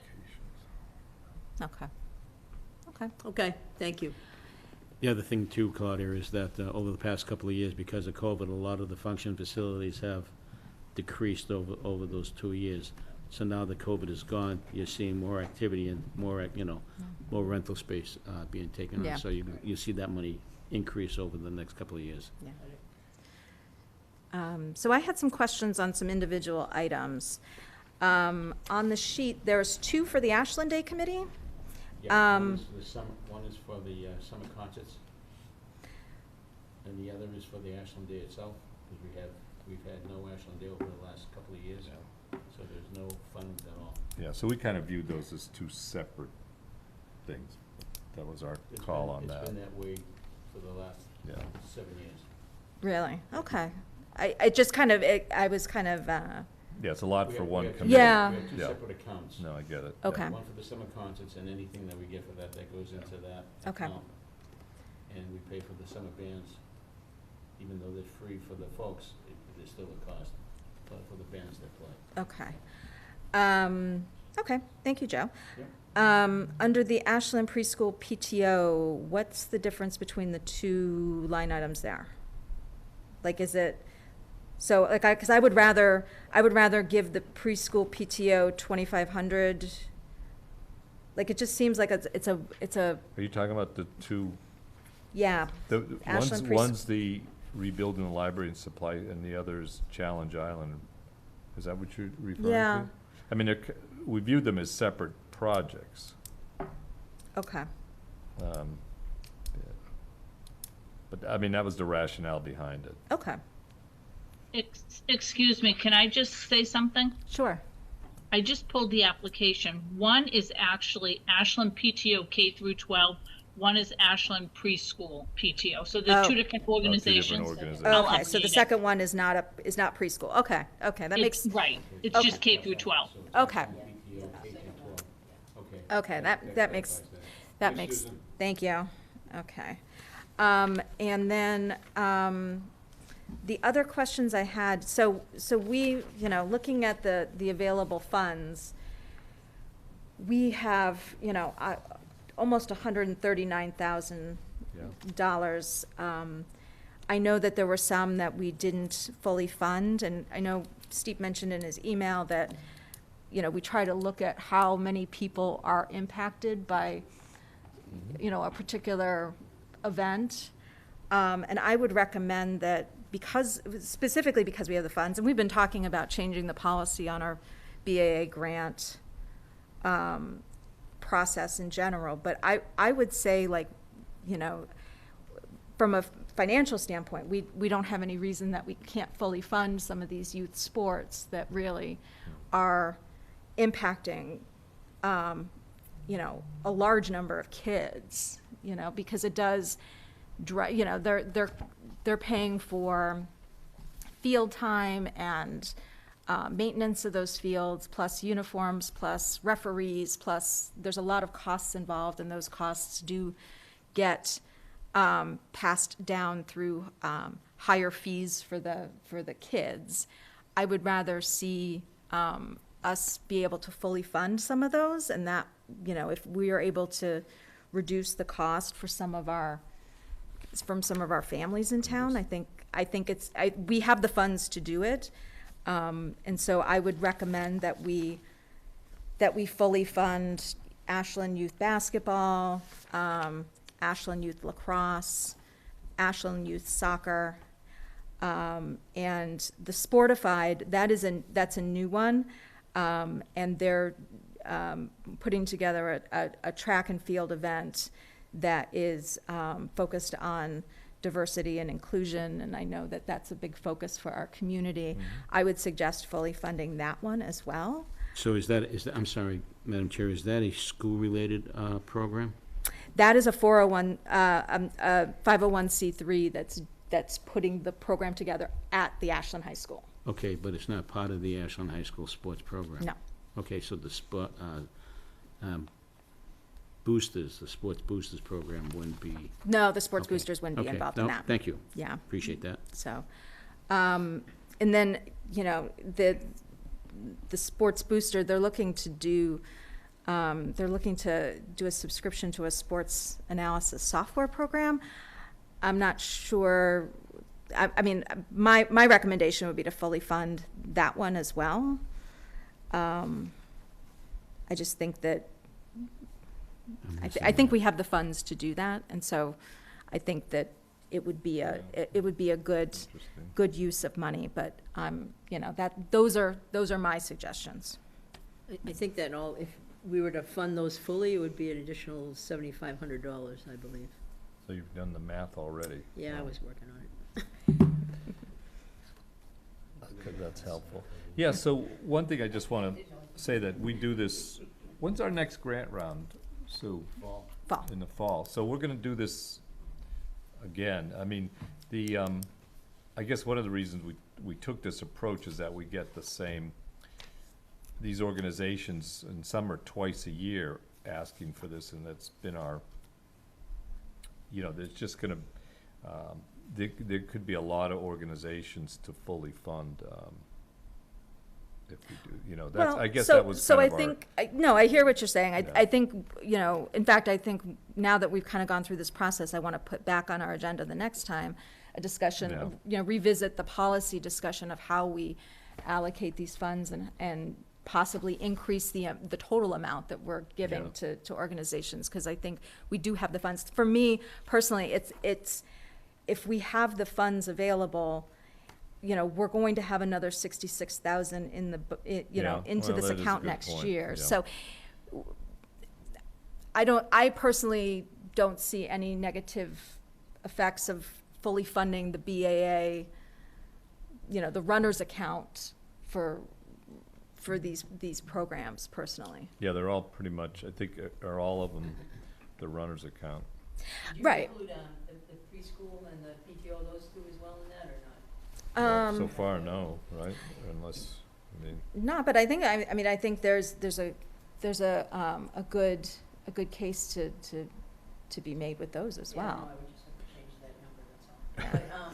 But, well, the other thing is we do encourage folks to do other fundraising rather than, you know, try to get everything from us, and that's part of the traditional rationale. Right, but we're also like fully funding the Boy Scouts and the Bark Park, and, Yeah, as you know, so I think projects, yeah. Okay. that from an equitable standpoint, I think it's, the organizations are doing really good work and rely a lot on outside help, just like the Ashland Day Committee is, you know, like it, you know. Yeah. Yeah. 2 years going without anything, and Yeah. it's, you know, it's tough. Just to give you just a quick synopsis of what it usually costs. I mean, this year alone, I've already made contact with some of the vendors that we usually use, and they've gone up 15% on what they were charging Wow. us a couple of years ago. So, what cost us, you know, $4,400 last year, we're a little over, just over 5,000. So, yeah, So it costs a little bit over, well, it'll cost us close to 14,000 this year to put the day on. That's A lot of money. 14. So I'm going through. So is it hard to tell, in terms of these two funding sources, how well they'll be, resourced? Replenished? Yeah, in terms of, I mean, I know we've been through COVID, so maybe the Warren Conference Center stays on the currently, and then I think, it seems like runners, that number of runners, is it 22 that we have? 22. Yeah. And that doesn't typically change. If it did change, it might increase or that, and so that probably is a Just stable increased it number. this year. That is a stable number. Yeah, it's pretty good. So, All right, so I just reviewed the math, so right now I have 8,500 if we were to, okay. so I think we're looking at, okay, so if let me read them off. So Ashland High School All-Sport Boosters, if that goes to 20, that's plus 1,000. Ashland Preschool PTO and Ashland K-12 PTO, that's another 2,000. And then Ashland Youth Basketball, that's 1,500. Youth Lacrosse, that's another 1,500. Soccer, another 1,500. And Sportified is another 1,000. And I think that's it. I think So that is it. Is that, so was the amount, do you guys have 8,500? Yes, I So- got 8,500. Okay. Okay. So I guess I can make a motion to change the recommendations on those ones we just listed. Do you want me to read them again, Sue? Okay, so it's Ashland High School All-Sport Boosters to. Rob, Yeah. Rob, can I just have you just go from the top and read the list down, just so I can verify it? Okay, so area is 1,500, a simple gesture 1,000, Ashland Bark Park 2,500, Boy Scouts 2,500. Am I just reading the red? We didn't change the blue. Okay. Ashland Day Committee 2,500 and 2,500. Ashland High School All Sport Booster 2,500. Ashland Preschool PTO 2,500. Ashland Preschool PTO 2,500. Ashland Youth Basketball 2,500. Youth Lacrosse 2,500. Youth Soccer 2,500. Sportified 2,500. So those are all the red ones, all the runners. So the amount that was requested will be the amount that will be recommended For those. for those? Yes. Because when you said that, you said 2,500, so we're not raising an That's additional correct. 2,500. Yeah, so I Correct. just changed the I amounts. just wanted to make sure that Yeah. we were aware of that, so. Yeah, we're just, All right. Right, we're just going what to the original So, request. Sue, do you think you have the amounts okay? Yes, I have that you're giving away a total of $43,543.60. Can you repeat that one more time? For the runners account. 43,000, $543.60. 543.60. Oh, that includes both? That includes the Correct, runners that's account. everything. Okay, I have a question about a blue, though. all right. Okay. Just the corner spot there. I noticed that it says it's a $500 quarterly. Now, they only requested 1,000, so maybe they have another funding source and they don't need 2,000, or? They may come back to us in the fall, Okay. I think. Yeah, That's about how- right. That's how That's- she does it, That's what yeah. they do. I think what they do. that's how they do that. All but- right. And then I did have one other question on the blue one. For the Ashland Public Library, it says funding would be used to purchase items that would expand the items that could be borrowed outside the traditional items currently on loan at the library. Do we know what that, like, So I'm what? trying to remember what was in the app, but it's like, it's Yeah, I things think like, it's the Library of Things. Yes. Is that what it is? Okay, so they're building that out and that's yeah, what it's they're kind looking of for? cool, Okay. different, weird, Okay. not interesting stuff. We got like a telescope and, Yeah. you know, things like that. I was Yeah, the I was like reading Library of that, and Things, I yeah, wasn't it's sure what that. interesting, yeah. Yeah, okay. That sounds good. Okay, so, so does anyone else have any changes on any of the blue?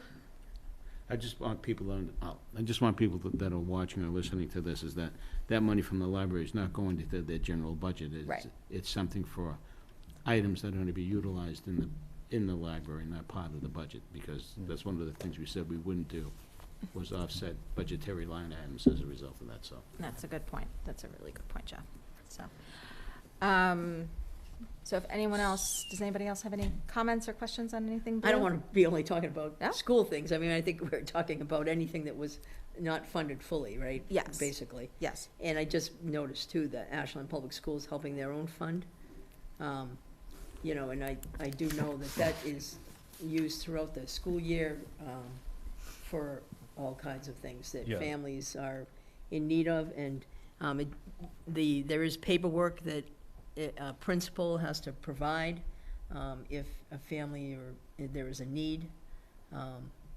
It was originally, I believe, a program that was started by a family that gifted a large sum of money to Driscoll's. to be used, and so I think now Yeah. it's trying to keep that money replenished every year. Yeah, and that was the one, there's another similar activity too. There's a blue. I was just gonna say above it. that, yeah. I'm Yeah, so looking- what yeah. we did, I mean, I just tell you, for better or worse, we just split 2,500 between the two of them. Because if you look at the Ashland Student I mean, Services 12 class of 1250. 2025, Yeah. it basically says the same things. Fund would be used to cover class activities like prom, dances, and senior week Yeah. for those who cannot afford or attend. Right, and they're similar, but my recollection from reviewing is they were different, I think, they were different different. schools. Yeah. Yeah. Yeah. So, I think- but that's just our rationale, for better or worse. We said, okay, yeah, we'll give them each 1,250 and let them do some, to help Yeah. them. So I have a question on the class of 2025, and that's my son's year, so I know that this You is have to like his. recuse yourself. So I can, but I'm curious, so Susan, I know that there was a line item on this, on an earlier BAA grant cycle. I think I don't know if it was this last fall or if it was a year ago. I can't remember. Time is kind of all jumbled, but they have to use the funds within a certain amount of time or else it sunsets. Is that December correct? 31st. Yeah. Correct, and I believe that one had something to do with the prom maybe, but I would have to look it up. So the only reason I'm questioning it is, and I'm not questioning like the request, I just, it's the sophomore year class, so they haven't had any of those expenses yet, and I just want to make sure that, That's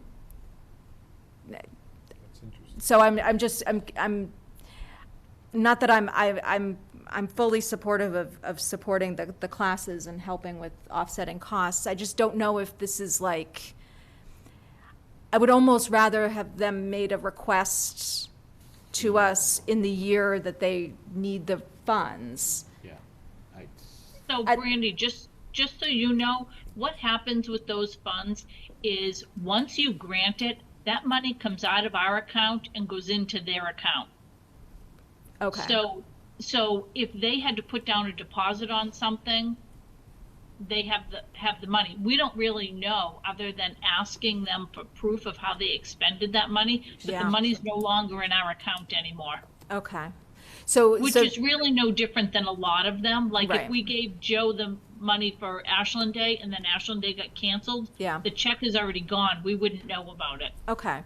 And I think when we did the grant cycle this time around, you had asked them how they had spent the money, because I know that was something, obviously, we've talked about making sure that we know how the funds are being spent. Was there anything included for this particular application? I'm just more curious than anything. You guys keep talking, I will pull it and take a look. Okay, all right. Well, Because- so I think okay. I think we have yeah. one request to increase at least one more funding, so I don't know.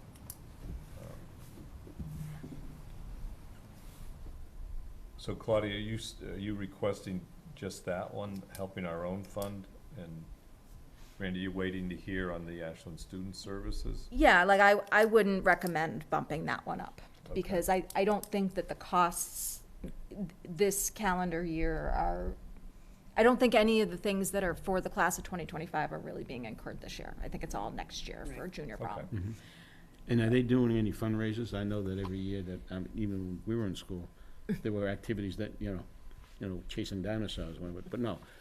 I think it's Right. been a little bit wonky because of COVID, but, Yeah, yeah. so I think starting out was a little tough, but Yeah. I think we had granted them some funds, Startup money. startup money. I'm just, like I said, I'm totally supportive of us supporting I- them, but I I don't just feel disagree. like, I just want to make sure, like, we're not just adding to their, All right, so I think we have, for one, Claudia's asking, I think, that we increase the Ashland Public Schools Helping Our Own Fund by another $12.50 from the Yep. $12.50 recommended. So Yeah, bringing it back up to the original 25. is there kind of agreement with that? Yeah. Sure, I I'm support neutral on that. Yep. Okay, Yep.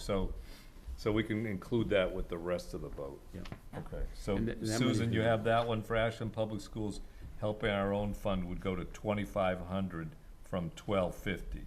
That's the only change in the blue, right? Okay, one that I think I might have missed is on the all sports booster. Did you increase that one to the 2,500, or is that still at Yes. 1250? 25? yep. Okay, Yeah. so that number I gave It you was was at not. 1,500. So the number Oh, that you gave, Yep, so the Okay. number you gave us needs to be increased by 1,000? Yeah. right. Okay. Well, I can tell you what it is right now. Okay. And so I do have the information. So what the application says is to provide financial assistance to students in need for class activities. Then what they inserted was a list that includes the prom costs, senior week expenses, the number of students, and approximately 11 needing financial assistance. So they have $50,000 in expenses and they're looking for money. They did not provide any proof of how the money that you gave them before has been used. Okay, okay. All right. Then I would say I wouldn't recommend increasing that Okay. at all. Okay. All right, so do we have a new total that we need to Okay. vote on? So our new total is $46,043.60. 46,040, and that, so, but the runner's account, so we went from 43 to 46? Yeah, that's what it sound, that's what, yeah, because we had So, 43. so we had 43, 43. so in the runner's account, you had given me $43,543.60. Right. And then we need I to, didn't break it down by runners. I'm just Oh. giving you if you look at the Total. total request. oh, I okay, just did gotcha. it By Okay. that think grand that's- total. I just want to make sure, like, should we vote on the separate accounts? Because it is out of separate accounts, or Well, are we how about- okay why voting the don't we- total? I think you can vote the total. The vote the total? You can do total. Okay, Yeah, you I can just do want to total. make sure, like, there's no issues. Or it may be better to just make sure we're voting on the award per grant. And then, well, I don't know. That's how Maybe- you've done it in the past, is Okay. you've just read the list. Okay, Yeah, okay. all right. Let me, then I'll do And that. so what the total, can you read that one more time, Susan? 46,000? $43.60. Okay, Oh, 60 cents, yeah, okay. okay. Okay, so, Sue, So- do I need to read these again? Why don't we do you make a want- motion to approve, and then you can, do Okay. you want to read them all, or or we just want to talk about, we can say The the list as we presented it and amended it? List is presented and revised. Okay, so, Okay. so the motion is, we'll approve the list as presented and then revised. For a And total, yeah, for a total amount of $46,043.60. That sound good? Okay, yeah. Sounds good. Okay, so Rob made a motion, is there a I'll second? second. All those in favor? Aye. All right, Aye. Great. Very good. Thank you. Thank And All thank right. you, Rob. thank you, Rob, thank you, Stephen. And So what is- Steve from Yes, the especially beyond Steve, yes. of the select board. And my last thing on this is, we should think about, whether, put it on a future agenda, not too far off, before the fall, about the membership of the subcommittee, because we at least have to replace Oh, Steve and yeah. quite possibly me, so Okay. we should Okay. put that on an What are agenda, you Okay. doing? All right, so. sounds good. And thank you, Rob, for Sure. doing all this work on it. It's, Thank you. it's, Yeah, it's, sure. and thank you to yeah, Susan all for all the work Yeah. that you did to kind of get this organized. And I'm thrilled that we're able to help so many organizations. It's a great program. Yeah. It's It is. really I mean, you do a an lot of awesome- stuff, a lot of creative Yeah. things, and Yeah. it's great. So, Okay. Next on the agenda is discuss a date for our board retreat. We've talked about this, and I think we're finally, hopefully. Do we have something from Yolanda? So. I guess you must have, right? So I guess the question is, we're talking about, we have the, we need to talk about our kind of our goals and priorities in general, but we also have to discuss the recent $8 million economic development allocation that is coming our way, because that has a sunset time on it that we have to work within.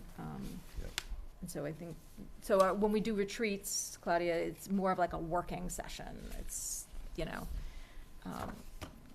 we have fewer things to talk about, and it's much more of a like in-depth thing. Yeah, intense. So June probably is a good time to think about doing that, right? Yeah, June would be good. Just a couple things that we're trying to do is, so, we talk a lot about the projects that we have going on, the projects that we've committed to and are in the queue, and then also the projects that come up. And we collectively, consistently say, hey, no new projects until we get the ones that are in the queue completed, because clearly we all understand we're overwhelmed, and we're in this situation right now, and we'll work ourselves through it, but we have to make sure that we don't necessarily put ourselves in the same situation again. But, saying that and providing something concrete to work from are two very, very different things. And so what we've been working on is just kind of a tool that we could utilize to go through the projects that have been talked about, that have been mentioned, that might be of interest, including the ones that we are currently doing, and finding a way to, like, quantitatively, to the extent that you can, prioritize them. Utilizing as an objective measures as you can, understanding that this just has to be subjective. So, it's going to take a little while to put that tool together. We've already got a really good start, but that being said, I would think we would want to look towards the end of June. Now, Jen is off the week of the 19th, so I'd say that, if we could look at the week of the 26th, that would be great. I don't know if you want to, look at a weekend, look at a weekday, look at, an evening during the week. One of the things I would also consider is actually bringing in some of our department heads for some of this, just so they can talk a little bit more eloquently about the impact to their departments on some of these things. So from that perspective, would it make more sense to do, I'm just like looking at our meeting calendar in June, if we're talking like the last week in June, would it make more sense to possibly do like a Wednesday night meeting if staff is here? Like I'm trying to figure out what would be less disruptive to.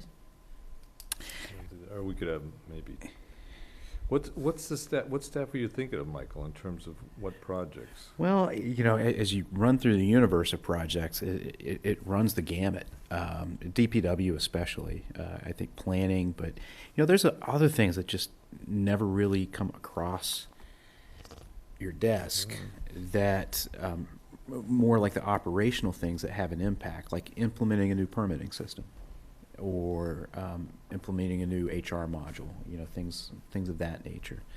So I don't have that list refined yet, but I do think that that's, Doug at the very least. Doug will be like, another meeting. Well, yeah, that's an interesting question, because we typically, well, not typically, sometimes we used to do Saturday mornings, which is about 3.5 hours. I suppose we could do a night meeting in 3 hours, which is pretty typical for us, right? Yeah, Wednesday the 28th is kind of, that's one of our Wednesdays. It's like an off cycle for us. Yeah. Yeah. Yeah. So we're meeting the 21st, so this would be a week later. Not a bad day to consider. And if we, and maybe I hate to say this, maybe there's another meeting. That's, I mean, because you know, I would hesitate to bring in a lot of department heads, because I think like it's gonna, because it's been so long since we've met. That's true. And, you know, in a retreat and kind of dive into some stuff. Yeah. Yeah, I mean, I think having Doug there would make sense, but I wouldn't recommend probably bringing in a lot of folks. Yeah, just trying to. That's my perspective. I don't disagree. Yeah, I think we can keep that reasonable for sure. If it's gonna be a Wednesday night, maybe we could have it at the Warren Conference Center. Do you start earlier, or do you start at usual time? We start at 6. Yep, Yeah. we should try to start at 6, I would think. Whatever works for Do we you want folks. to, like, would that be okay for you guys? Would that work? Absolutely. Okay. I mean, the earlier the better for us. I just Okay. want to make sure that. So Wednesday So the let's 28th at tentatively 6:10. say June 28th, 6 Wednesday. 6 to 11. That's what it's going to end up We- being. we- That is, yeah, we should be careful. We would need cocktails if we're going that late. I'm gonna put in 3 hours. Oh, okay, God bless you. I need to, I'll run it by Yolanda, just make sure that that date works for her. And, Suggest that, Yeah. that way we don't so, have to revisit this again. yeah, okay, all right. Does anybody else have any other comments or questions? Does that seem good for you? That's good. Okay, For all right. us. Yeah, it's been a while since we've had a retreat. It's probably been a year and a half. It was before I was chair, so it's been a while. Okay, sounds good. Next item on the agenda is update on the comprehensive plan. I'll just give a super quick update. We are meeting tomorrow for the first meeting of the comprehensive plan steering committee. Woohoo! We had appointed at the last Thursday's meeting, the planning board's meeting. We had a joint meeting with the planning board and did the joint appointments of the 29 folks that are going to be serving on the steering committee. We are looking forward to hosting that at the library tomorrow night at 7 o'clock and kick that off. I was downstairs running to get sworn in last minute, so you know, I know folks are getting sworn in. I saw Courtney down there, so it's going to be a really good group, and I'm hopeful. On the consultant front, we are recommending 2 final firms for interviews that need to be interviewed jointly between the planning board and the select board. We are still working on getting a date, right? Do we have? Oh, yeah, we're holding some dates, right? Yeah, so we were looking at the second board meeting in June. Our second board meeting in June. Yeah, second select board meeting in June. They can't make the dates that Which is the that we were 21st. looking at last Thursday with the planning board. They can't make those dates. So, the 21st is what we're looking at right now, possibly. And so that is what they have offered. I know Diane has reached out to them and told them to hold that date. Okay. While we And- discuss it. And Pete is checking with the planning board on availability? Okay, so, because Marcelo will need to recuse himself because he has a conflict with VHB, so, That makes just- sense. We're already working with smaller group over there. VHB, is that where Gene works? I think that's Gene's firm. Gene works at VHB Yeah. too. Oh, Yeah. it's a small Yeah. world. All right. So more to come on that, but looking forward to kicking off that process tomorrow night. Next item on the agenda is update on the renovations at the MBTA station and the timeline. Michael, you want to give an update? Yeah, so we were, we heard about the repairs that were going to happen, and we're very, very, very excited to hear that. We were waiting for a little bit more detail, and we've received that within the last, week and a half or so. So what the scope of work includes, it includes repairing the elevated, the ramps, the pedestrian bridge over it, repairs to the actual stairs, repairs to the platforms, upgrades to the station lighting, and then also replacing handrails as necessary. So it's about a $3 million project, so it's not insignificant. Right. It's a pretty good amount of money coming in. But, one of the things that we've been grappling with, and the MBTA has been grappling with, is how is this work going to be performed and over what kind of time frame?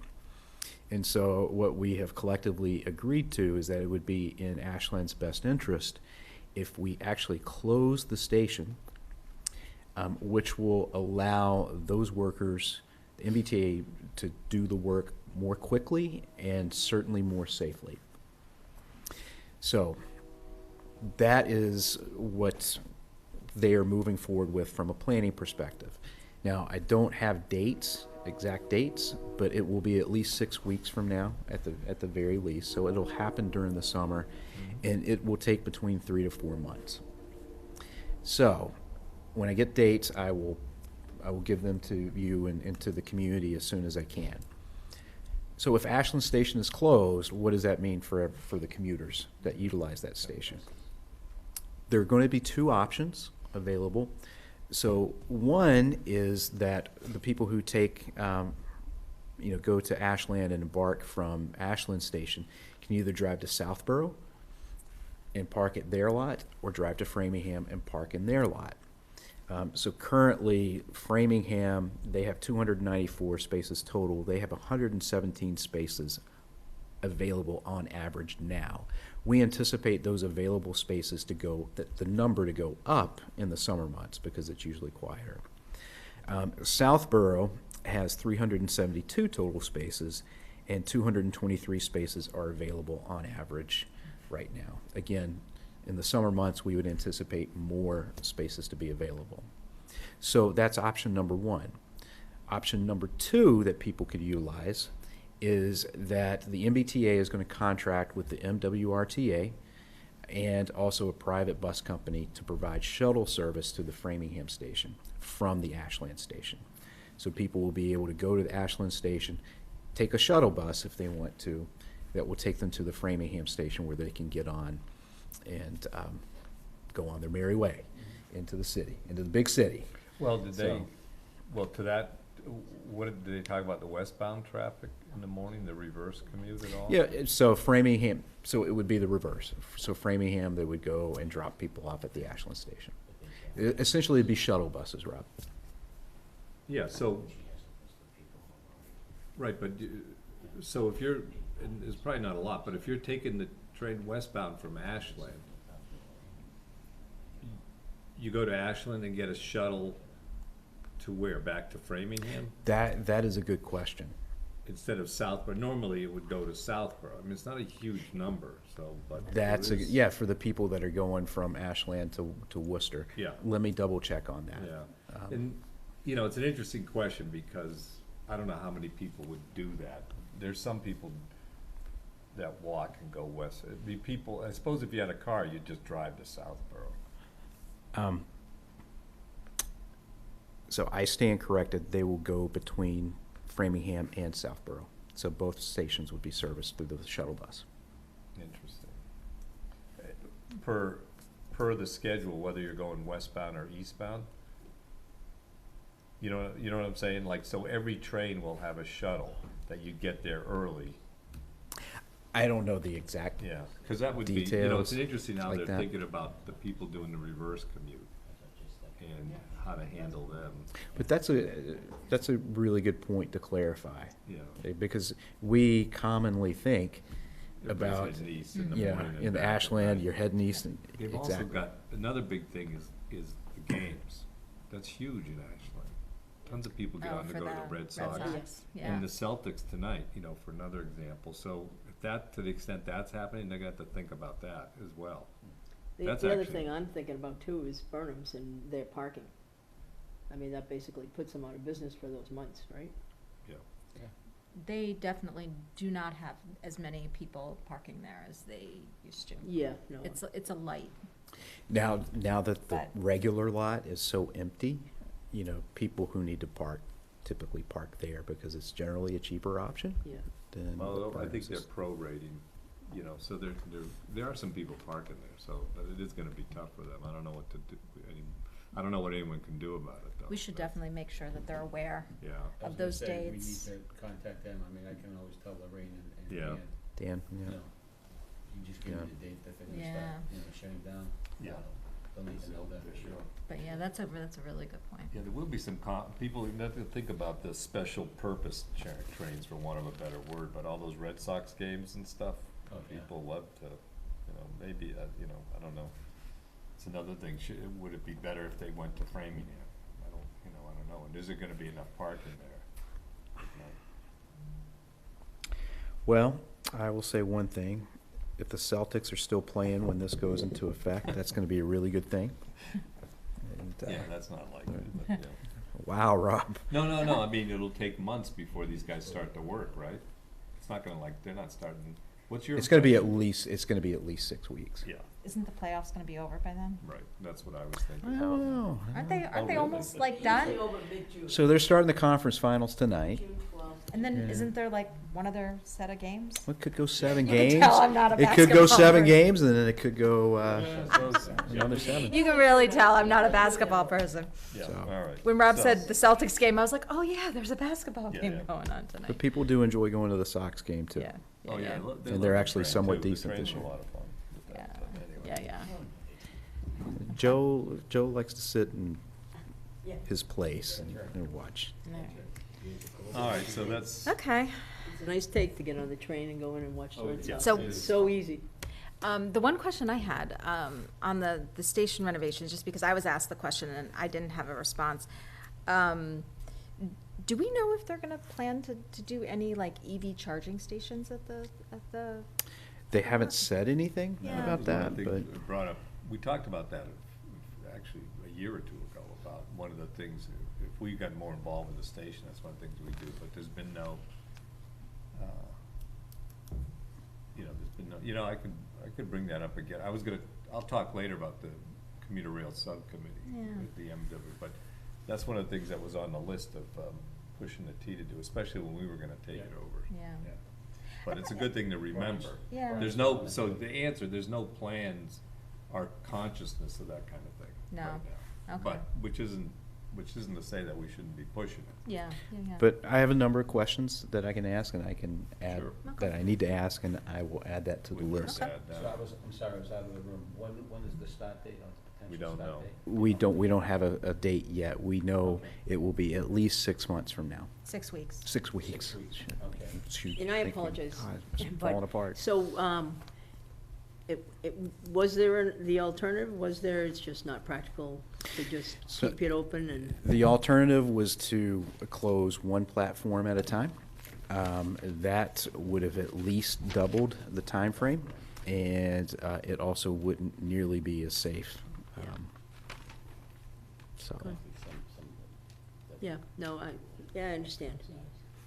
So- so there's, Thinking about the loss of business Oh, and yeah, then yeah, yeah.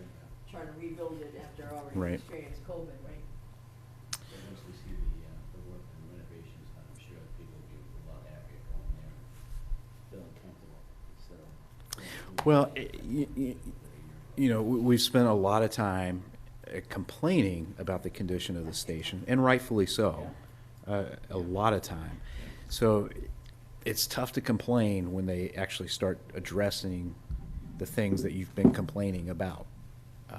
It's kind of a surprise with all the things that they need to fix, that they're even on top of this. Well, I think we owe a lot Well, to, yeah, There's been a lot of squeaky wheels. so, Yeah, I got it. okay. Okay. All right. Great. Does anybody else have any Have a more good day, questions or Madam Chair. comments? Thank you. Okay, we're good. Next item on our agenda is our town manager's evaluation.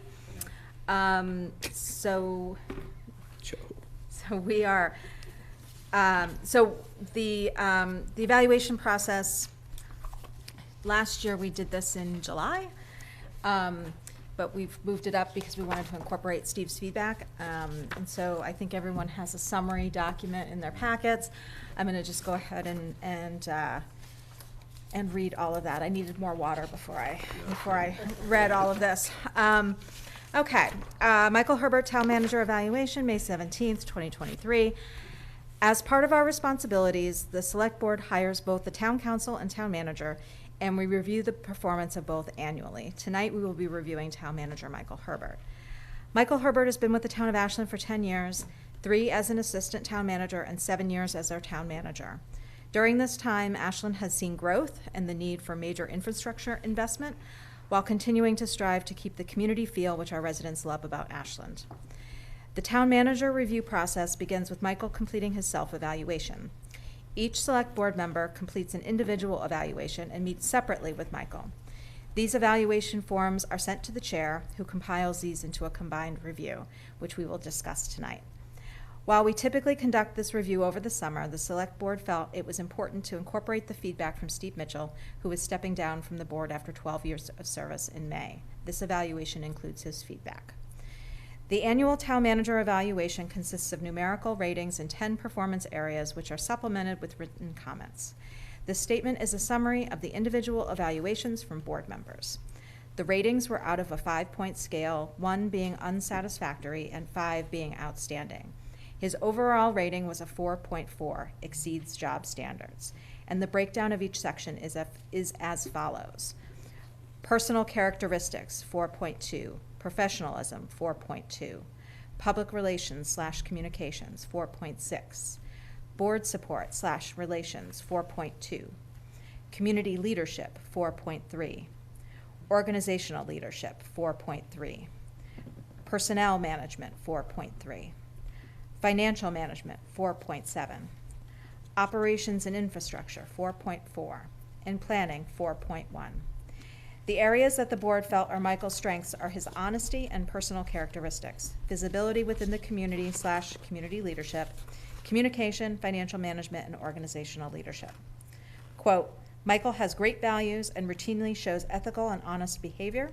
There have been a few incidents this year that have tested his ability to maintain a positive energy and added to the stress of his position. We are going to have to monitor the work on the comprehensive plan closely as a group so that Michael does not take on all the potential issues we may see. Quote, this is one of Michael's strongest characteristics, which is public relations / communications. Michael always finds time to attend as many town events, make himself available to the public to discuss any issues at hand, or just listens to residents about their concerns. Quote, financial management is a strength area. Appropriate creativity in fundings, important services, infrastructure, and equipment in challenging circumstances. This past year brings us closer to the completion of several large infrastructure projects. Sorry. Our downtown revitalization is in its final stages. Our new public safety building is now occupied with both our fire and police departments, and we are scheduled to open the new Mendez School in September. We also see substantial progress on the Route 126 project. Michael has been an active member of both building project teams and has worked in partnership with MassDOT on the Route 126 project to ensure the project stays on course and the community is informed of the progress and impacts. In addition to these major projects, we are beginning work on a 2-year comprehensive plan process, solicited interest to repurpose the downtown fire station, began the work to fix and restore the Valentine Barn, and permitted multiple large mixed-use multi-family developments with more in the pipeline. As a member of the Comprehensive Plan Project Management Team, Michael supported budgeting the necessary funds and town resources that would be needed for a successful project and has been the primary point person for the community to date. His support in this project is critical to its success. In response to the increased development, Michael advocated that Ashland implement a temporary water / sewer moratorium as well as a multifamily housing moratorium so we can appropriately plan for our future through the comprehensive plan process. And that is only a portion of the work that Michael and the town staff has worked on this year. A concern raised by multiple members of the board is around us being overly ambitious as a community, that Michael and the staff are stretched thin, which can't be sustainable in the long term. There is also the concern about the town being able to continue to retain our staff and be able to provide the same high-quality services to our community, given potential budget constraints in the future. Quote, I am concerned about the town being able to attract and retain quality staff in the long term, including our public safety personnel. This will need to be addressed from a budget perspective in the near future. I am also concerned with current staff burnout for Michael and his team, given the amount of services that our town provides its residents. Quote, Michael continues to improve in his ability to set appropriate expectations. At times, I think he may still say yes too often, but he is learning to say no and mean it. He has stressed that as a town, we are doing a lot of things, but not all of them well. I hope in the new year, as we close out some projects, he and the board wait to start new things until we can do a real evaluation of what is needed and how it can get accomplished. Quote, Michael holds himself to high standards and has always demonstrated strong personal characteristics. Despite working within an environment of competing priorities and resources, he manages to find solutions. For a variety of reasons, challenges unique to town managers/administrators have created a flight away from these positions. It is important that the board acknowledges Michael's personal and professional strengths and have an awareness that he may not become a victim of job burnout. I am concerned that Michael's ability to manage select board priorities, staff dynamics, and community expectations while maintaining a healthy working life is potentially heading in that direction. As a team, Michael and the select board have benefited from a relative period of board/town manager stability, and as the board changes membership, I hope this can continue. Another concern that was raised by both board members and by Michael himself in his self-evaluation is that it can be disheartening to see people consistently criticizing staff's positive work and efforts in our community, and that this has affected the motivation and determination of town employees. Quote, a key concern is the lack of respect for town staff that emanates from certain residents. It is vital that the select board and town manager continue to support town employees when unfairly criticized. Other areas that were mentioned for improvement is a better flow of communication with the entire select board and delegating more to his management team and staff whenever possible. Overall, the board strongly supports the work that Michael has done over the past year and has rated him an exceeds job standards rating. We feel that Ashland is well positioned for the future, and as chair this past year, I have especially appreciated collaborating with Michael. He is a trusted partner to our board and the community. Quote, though Michael does not reside in Ashland, any resident can see and feel the dedication Michael has for his job, more importantly for the town of Ashland itself. We are fortunate to have Michael as our town manager. Respectfully submitted, Brandy Kinsman, Chair.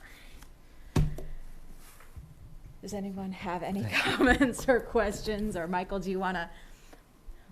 I don't want to talk for the next minute. I defer to the board if they want to say something. Is there anything you guys want to add? No, I think you hit it squared on, especially with some of the quotes. And I'll use my last quote as from Harper's Bazaar. Yeah. In the evaluation, I said, slow down, we're moving too fast. You gotta make the morning last. And that's what we have to do. We gotta slow down even as a board. There was one time when we were just on a roll and we just said yes to everything. And we all got wrapped up in the positivity of what was happening.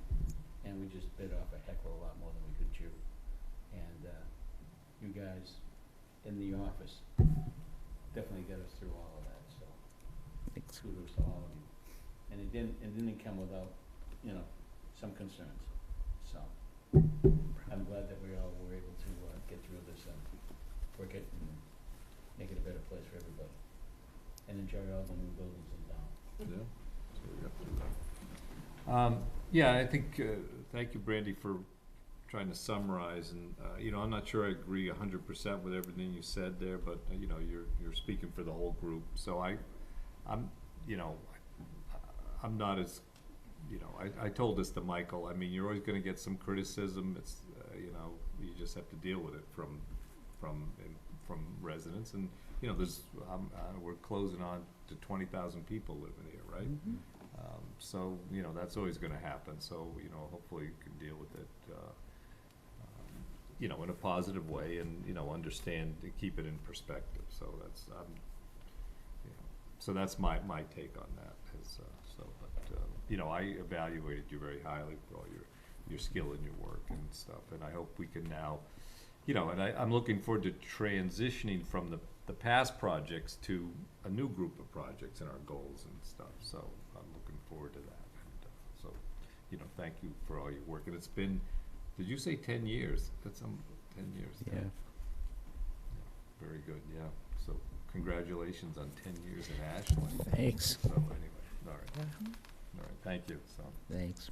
Claudia, do you want to, is there anything you want to add? Well, just from a citizen's perspective, over the last 10 years, it's certainly, I've felt, you know, really strong leadership from you, Michael, and it's felt positive, moving in the right direction, and a lot of good things have happened, and that in part is certainly your leadership, Jen, other members of your team, and certainly the select board. And so, you know, I certainly appreciate that, and I certainly hope to keep you happy here too, because I think you've done a great job. Thank you. Thanks. Yeah, do you want to take a motion to go past 10 before I start? No, it's, How long were it's you gonna 9, it's 9:17.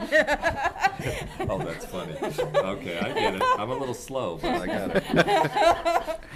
No, so, you know, first of all, thank you so much for, you know, such a positive review. I take it very, very seriously. As you know, as I've had follow-up conversations with you, this is a very important process for me.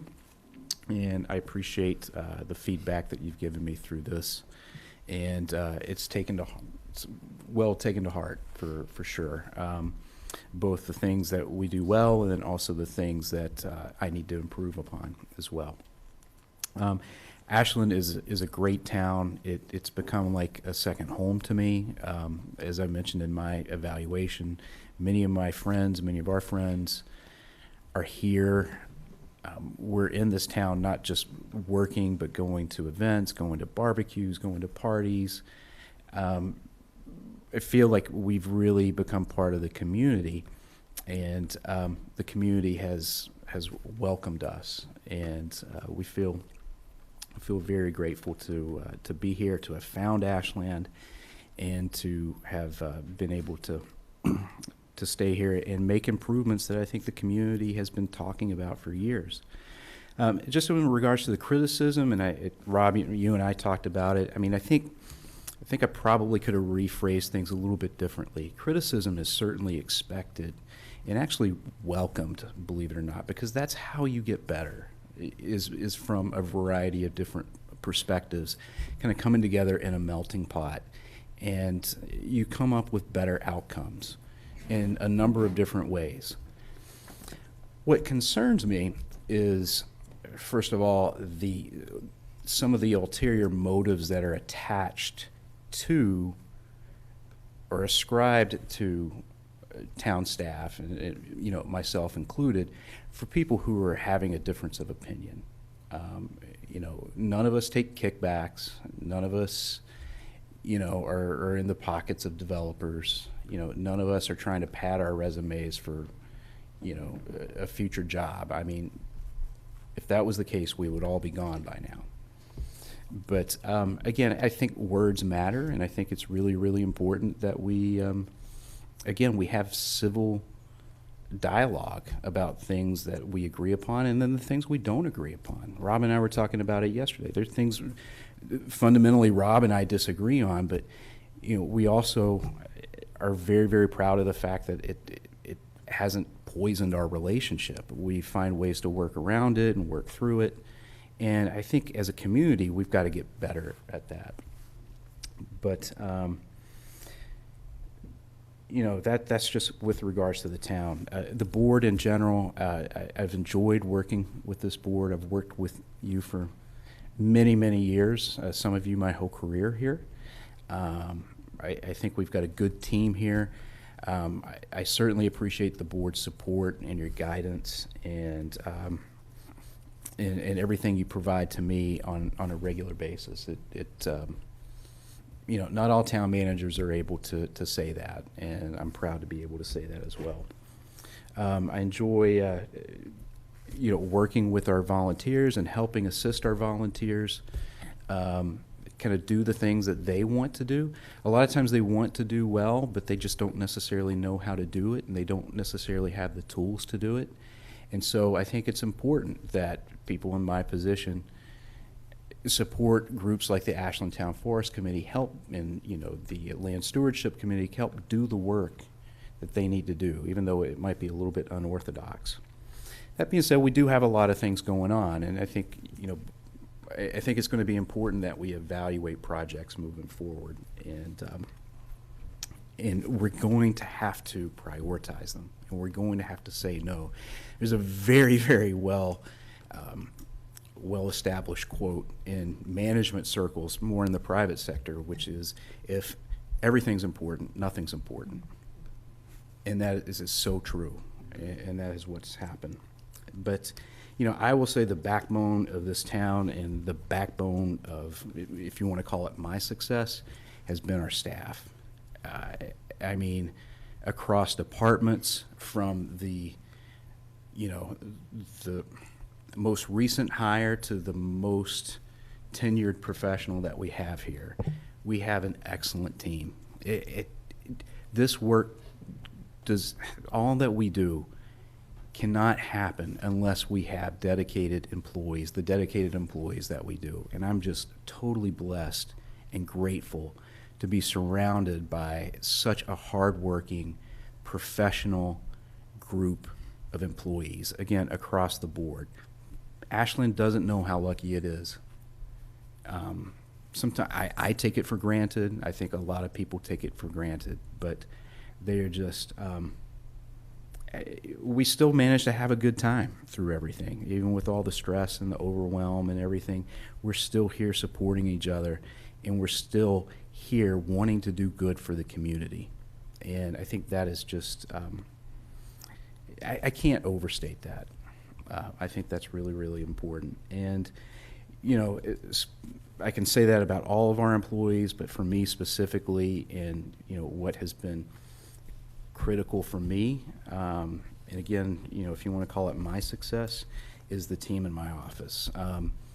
Susan and Diane, basically, my life is in their hands, essentially.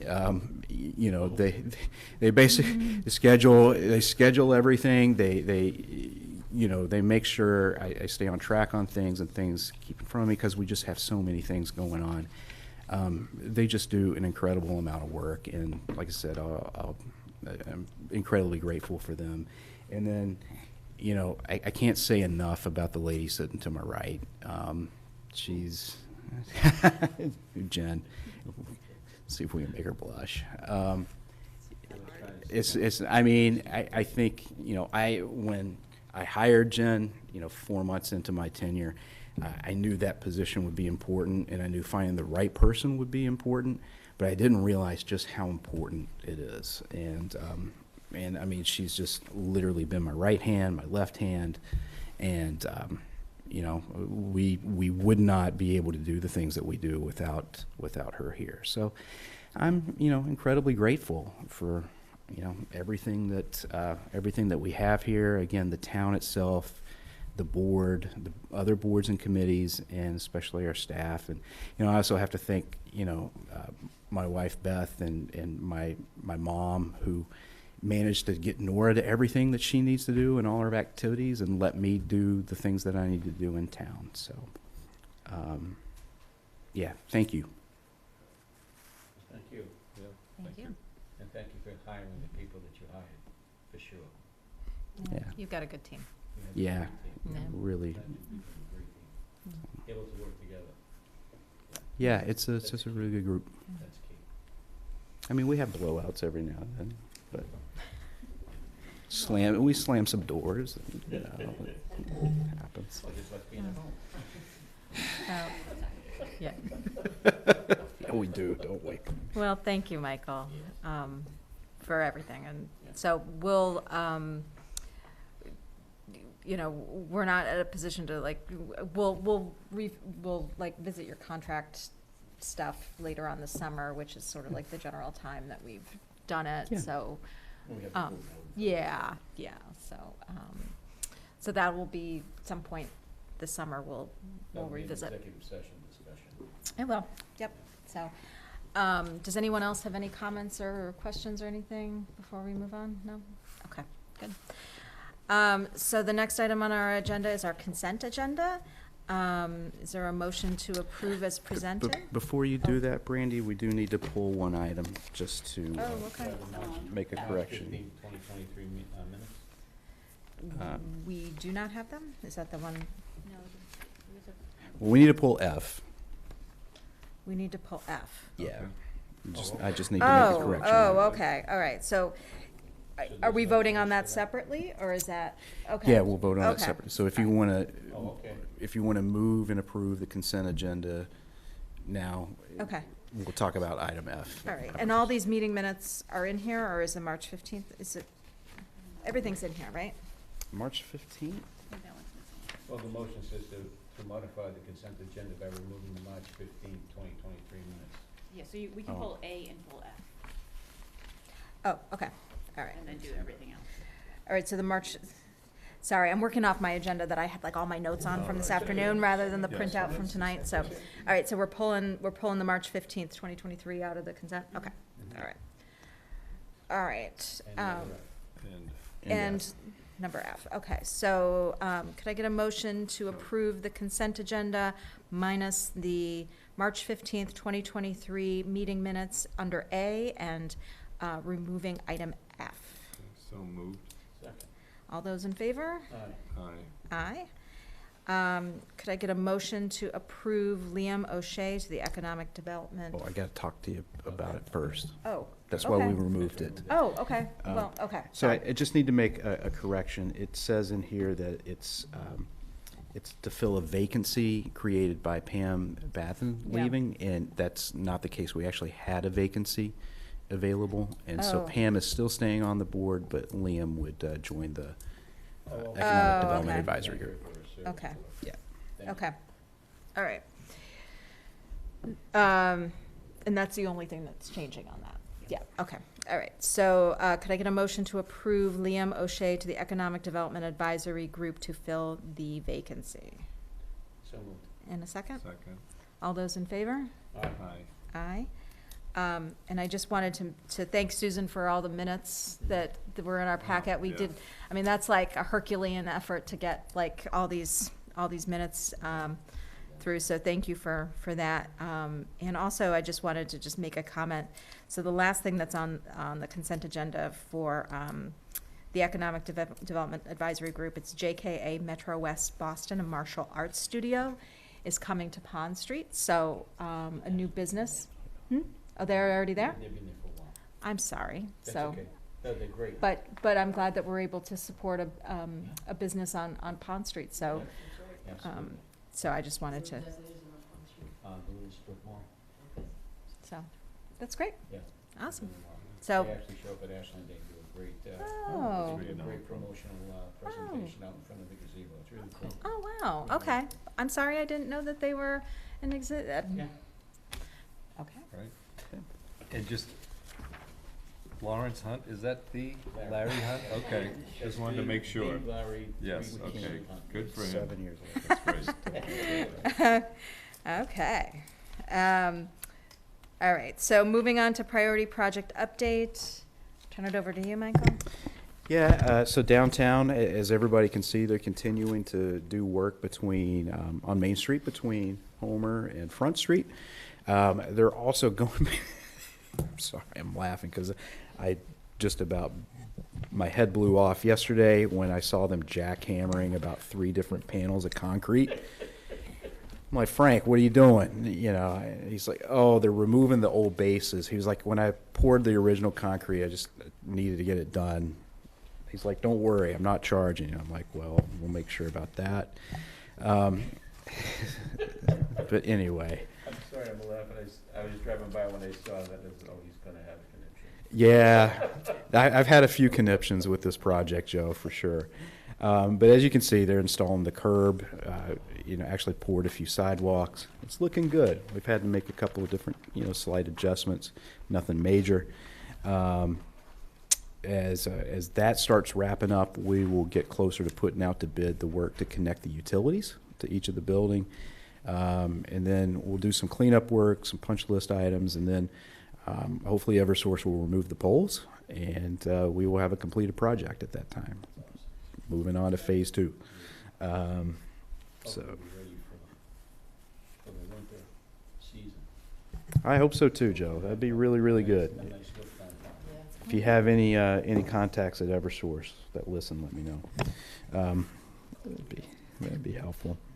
So that's really downtown. Well, a couple other things. You'll see that the bridges have been painted, the pedestrian bridges on Mill Pond. You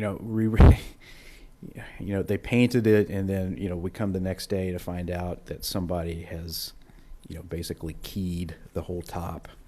You know, so we've had to do that. It's fixed. You know, the lights on the Riverwalk Bridge, like 16 of them are broken. It's like, come on, folks, this is why we can't have nice things. You know, that comes to mind. That phrasing comes to mind. But anyway. Think about cameras, because they're so cheap. Yeah. So that's happening. And then the sluiceway, which is that little channel that provided water to fuel the mills from Mill Pond. So what we've done now is that old observation deck that's been ripped up. We've exposed that sluiceway, and we're actually going to use that as a walkway to a newly constructed observation deck, which is going to match the bridge across the pond and everything. Nice. So it's going to look sharp. People, I see more people fishing there now, especially off the bridge, than, you know. Anyway, so that's downtown. JB, you want to talk about the public safety building at all?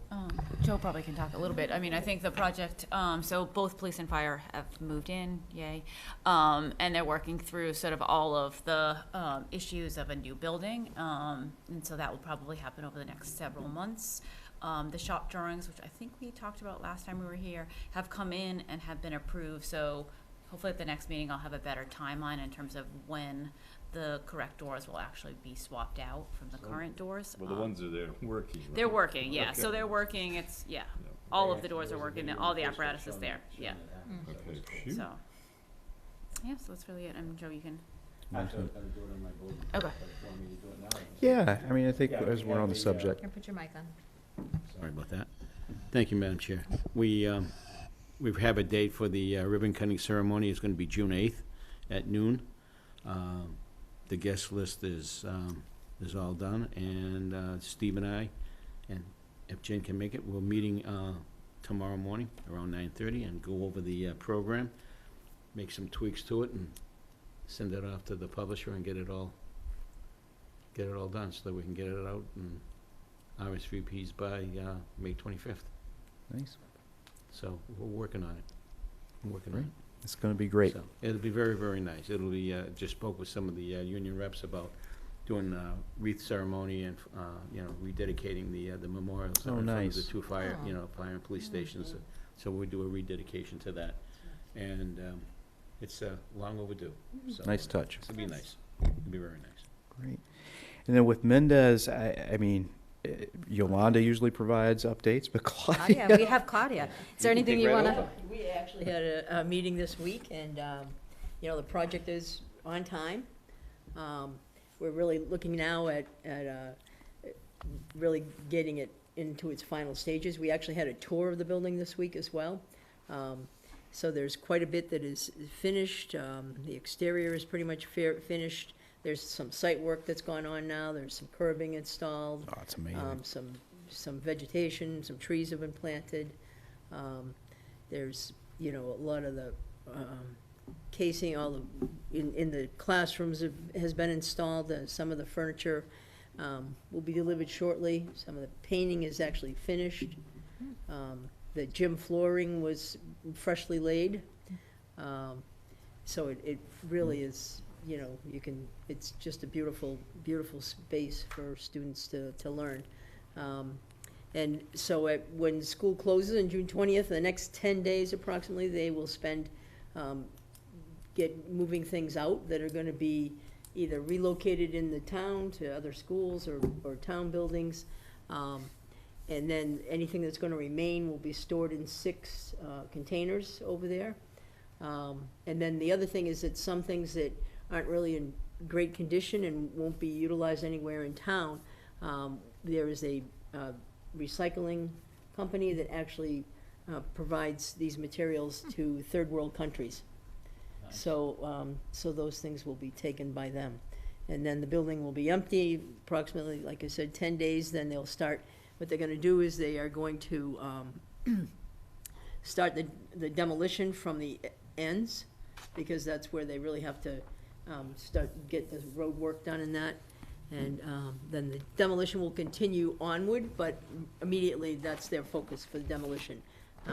Right now, I think there is a little asbestos in, I think, some of the flooring, but so there is a possibility there'll be some abatement regarding the asbestos, but nothing dramatic. Everything's been really, we took a big hit in the beginning in terms of what the bids came in at, and did some value engineering at that time, but things have gone well since.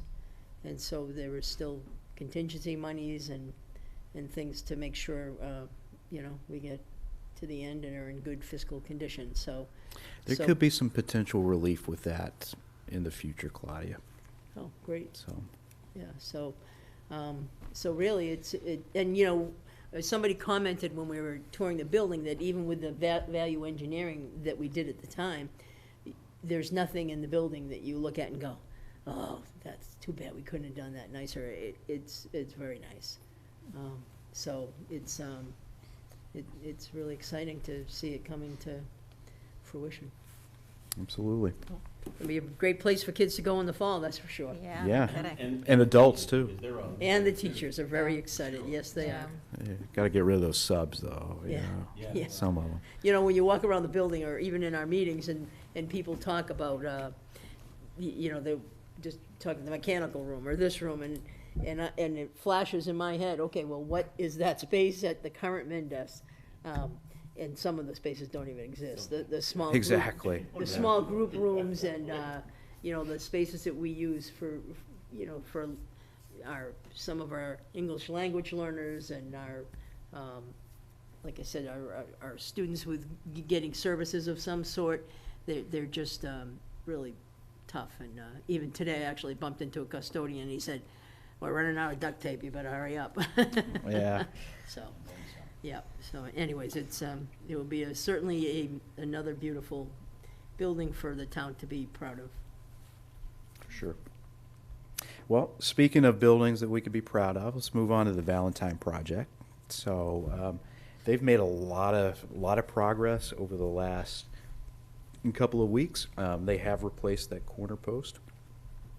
I put some. Well, I haven't put pictures up yet. I will put some pictures up, but they like use hand tools to carve out like the tendons and the joints for it's just amazing what they've done.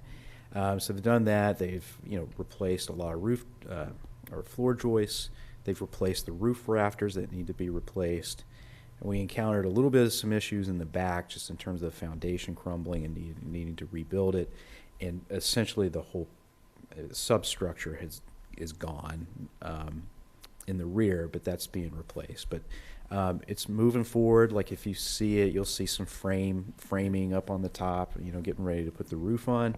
I think, actually in our meeting in June, we'll be able to give an update, kind of bring maybe Doug in here to give an update about how things are going. At that point in time, we should know all the things that we didn't know before, like all the surprises, and have solutions for them. And so we'll look forward to getting that update to you. Yeah, and then we can have some pictures too, so kind of do a little bit of a show and tell a little bit.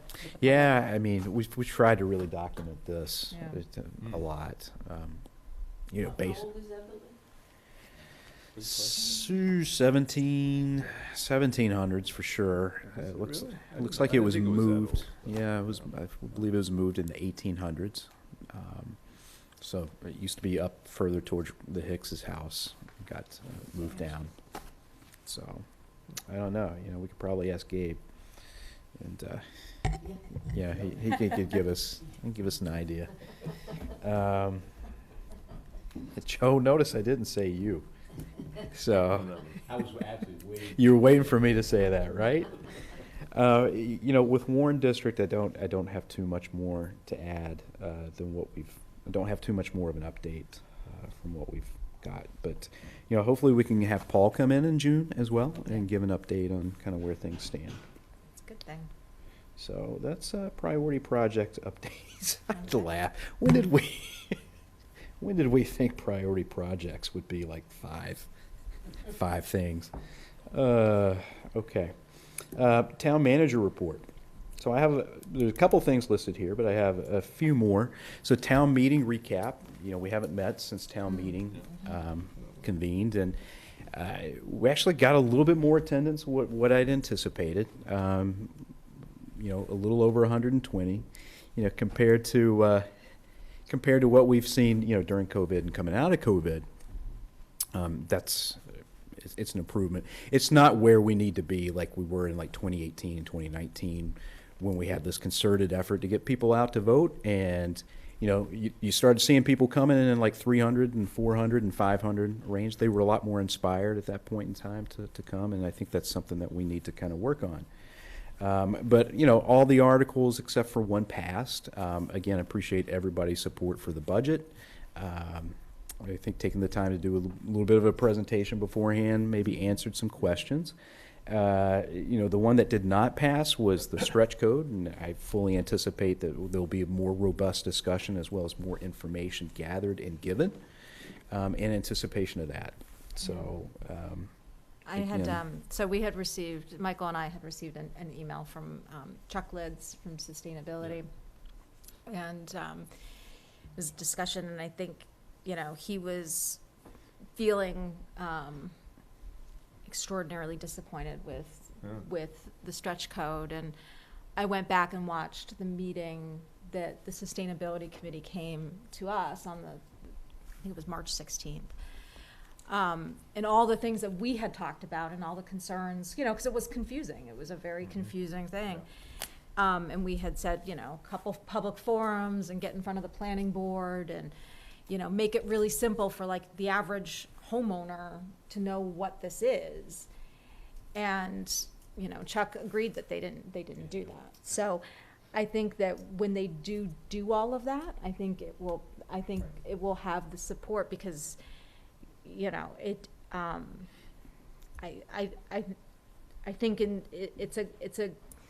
it's a good thing, but like, you know, there has to be a lot of public support for something like that to like pass town meeting. and all the information needs to be out there. Right. That's fair. That's what's fair. You know, we had a department head meeting on Friday, and Sam Riley, our sustainability manager, gave a presentation to our departments, and we were talking about how you can implement sustainability measures in operations. And, you know, this subject came up, and, you know, specifically the fire department raised the issue. Well, you know, if you have charging, you don't want charging stations inside your house, because once those start going, and if you have an electric vehicle going in there, I mean, what you have to do to stop a fire in an electric vehicle is you actually have to take a crane and basically put it in a dunk tank. Do you remember how many gallons of water? He said it's like an unbelievable amount. So if you have like a charger in your garage and like something fire catches, like you're not in a good position. Now, the chances of that happening, you have to weigh risk versus reward in all of those types of situations. But again, I think it's really important that we get all the information out there, and you know, people can make an informed decision based on and I think that was the problem at the town meeting, that there were too many questions there were no answers to. And I think Paul Kendall made it right, made the right comment about if you delay it a few months and you get those answers to those questions, I think people will make a I think that was wiser Tricia. choice. Was it Tricia? I thought it was Paul. No, Okay. it was Tricia. Well, they're But both yeah, saying but- the same. I think they're both saying the Yeah. same thing. But, you know, I mean, and that's all true, but there's always questions that can be asked, you know, it's just, I think it's a constructive you know, I don't disagree, come back in the fall, you know, get it better, but, you know, you can always question things, and it is the state building code after all, so, you know, it may not be up to us to explain every little thing in it or have to guarantee that, you know, presumably the state and the engineers involved with that knew what they were doing, so, you know, hopefully we can move on to agreeing with that and not keep finding, oh, this, what about this, or, you know, you can go on forever with that stuff. Yeah, So- I mean, it's like making a decision, like especially like in like a position like mine, you're not always going to have all the information before you have to make a decision, and that can be applied everywhere. Yeah. But we've seen in surveys, like, our community supports Yes. supports sustainability and green initiatives. And I was talking with Sam, because she came to my office hours, and, you know, we were talking about sustainability, and the thing about it is, it's like, you have to bring everybody along with you, and they have to kind of agree, you know, it's like you're bringing them along for the ride. And when you do that, then people will be like, oh yeah, that makes sense. Yeah, let's do that, because it's a better choice. But So I'm hopeful that they do bring it back to town meeting. in the fall. yeah, and I think, you know, just to end this discussion on a positive note with regards to sustainability, you know, Article 14 passed, which Yeah, was, I thought, very, very, you know, very, very important, which requires municipal buildings to be as, you know, net zero as possible, and also our electricity contracts, you know, being sourced from renewable sources as well. I thought that was very good. And Clover Road. In Clover Road, yeah, So. the brewery, for sure. The DEI task force has made quite a bit of progress, I think, over the last few weeks. We have selected a consultant to help with the diversity, equity, and inclusion strategic plan. T. Renee Smith, and I always want to say iReady. iSuccess. iReady is a school. Yeah, I mean, Claudia, you know. But anyway, so we're looking forward to, you know, getting them under contract and moving forward with that. We also are going to have our first event, which is going to be held June 11th at the Public Safety Building. So that is on a Sunday, starting at 4 p.m. And it's a dialogue with our public safety officials, and really start talking about how we can better understand each other as a community and as public safety professionals, and some of the issues that arise. And really, it's an opportunity for you know, everybody in the community to interact with their public safety officials in a really kind of a neutral way. You know, a lot of times your first interaction with the police is when you get pulled over. At least, I shouldn't project that onto everybody, but that seems to be the case. Yeah, what are you saying? But Well, thank you. I was just going to say the same thing. Really? yeah, but anyway, we're really looking forward to Yeah, that. sounds like, yeah. You know, the task force itself is just a really good group, and What time was that meeting at? I know it's 4 o'clock. 4 o'clock. So I'd encourage you to be there. More importantly, I would encourage you to encourage other people to be there, especially those that are in underrepresented communities. I think that would be extremely important. Maybe that's something to make sure that, you know, Jim Adams puts out in his newsletter. Yeah, I think he would be willing, Yeah, certainly willing to do that. you know, they translate things and everything, so. Yeah, that's actually a really good point, Claudia, in terms of the translation. So thank you for bringing that up. So, you know, Irrigation letter, I'm sorry. yeah, I'm gonna, yeah. That would be my ask, so. No, I'll get to that. I'll save the best for last.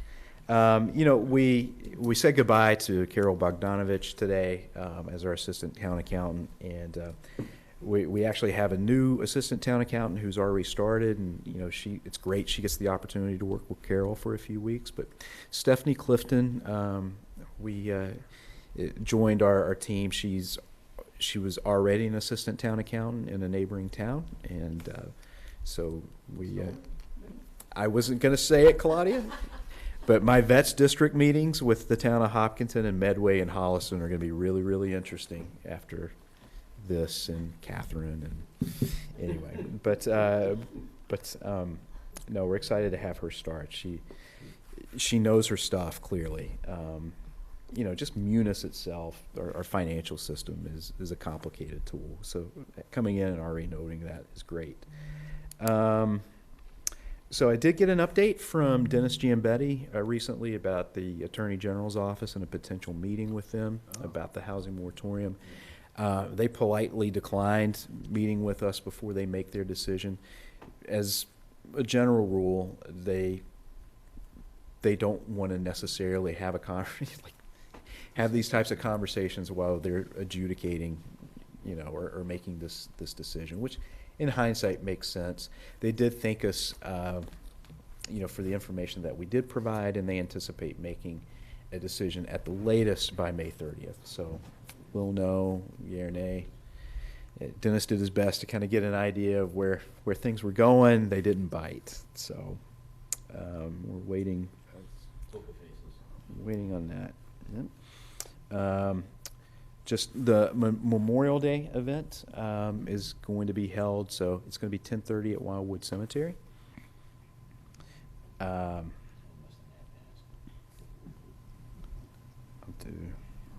do the irrigation letter, and then I will do Haiti event. So some of you and many of you, I think, if you're watching this, may have received a letter regarding your irrigation system and saying that you're required but not required to test something known as your backflow, your backflow device. And so that is a state law that you're required every 6 months, I believe, actually, to have your backflow device tested. And what is a backflow device? Well, that makes sure that water that's already entered into your irrigation system or entered into your home does not go back out into the water distribution system. So it's a really important thing from a safety perspective, although not We have exciting. outside faucets as well, I believe. I believe so. Part of code. So it's not a town law, it is a state law, and it's, so that's why we're sending these out. Right now, how should I say, you should comply. If people choose not to comply, what will eventually happen is the state will come down on us and then institute some kind of like consent decree type of thing, where residents will be penalized. And so we want to prevent that from happening. Also, as part of that letter was a request to check your rain sensors. Again, that's not a town requirement, but that's part of our withdrawal permit with the Department of Environmental Protection. So we're supposed to implement these conservation measures. Rain sensors are an important component of that. And then, I think the letter makes it clear, you have the ability to hire, whoever you want, and they have all the forms and everything to send that back to DPW. Anything else? So what, that you think with well, that? I'm just so what's the issue with the letter? What were people's complaints? Or? So I had a couple people reach out to me because if people are not using their irrigation system, Oh. like, So that's good. for instance, I got a letter, our irrigation line was cut before we moved into the house 8 years ago. So Oh. we've never used our irrigation system. So I reached out to DPW, and they came out and they took a look, and I signed a document, and like, we're good, because Oh, that's interesting. we're never going to use our irrigation. Because there's no, because it's not a, okay. So we could like pay a plumber to come out and remove the meter and all that stuff too, because we have a secondary, irrigation line, but we may or may not. Yeah, okay. But I would say, like, if people have questions, DPW is really good at getting back Yeah. to people, and it was just confusing on how it was kind of I see. worded and what the compliance is, and is the town making money off of this, and like, Yeah. so there was like this I whole. think just Michael's making money. Again, let's, we'll talk about kickbacks. I'll add it to the account next to the granite sales. Yeah, right. So, Okay. anyway, Did those letters already go out? Yeah. those letters have So already there's gone out. some feedback, apparently. So everybody, how did you send them, how did you choose to, everybody got one, or No, just the list people of with people. irrigation The list of systems? people with the irrigation systems. With the secondary meter, basically. Oh, 'cause it has to I have a get- secondary meter, okay, yeah. I missed that. Because we get a, I You guess, want a letter, right? Claudia? No, You no, missing I'm a letter? thinking, Feeling okay, left how out. did we not get one? Okay, we can make that happen. No, we're usually the ones with the dead lawn in like July, so, which is I fine. mean, I think the other things people would complain about with that letter probably, right, is they don't because we tend to be in a drought all the Yeah. time, they can't use irrigation, right? So, Yeah. Come take a look at my yard. So, who knows? I mean, that may But- change in the in yeah, the who future. knows, right? I'm just saying, Um, you know, what's wrong with the letter? Well, that's, So thank anything, you. anything we're asking people to Yeah, pay for, right? yeah. So thank you, Michael, for addressing Of addressing course. the big question of irrigation. So I That's a appreciate it. major question Yes. of the, Can and The all stuff is we right get. in the world. Yeah. Can we So- formally change it to sprinkler systems? Because irrigation implies some sort of agricultural activity. Anyway, never mind. That's my Thanks, pet peeve. Rob, I appreciate that. So thank you. And one, Point of order Yeah. Oh, yeah. to go over.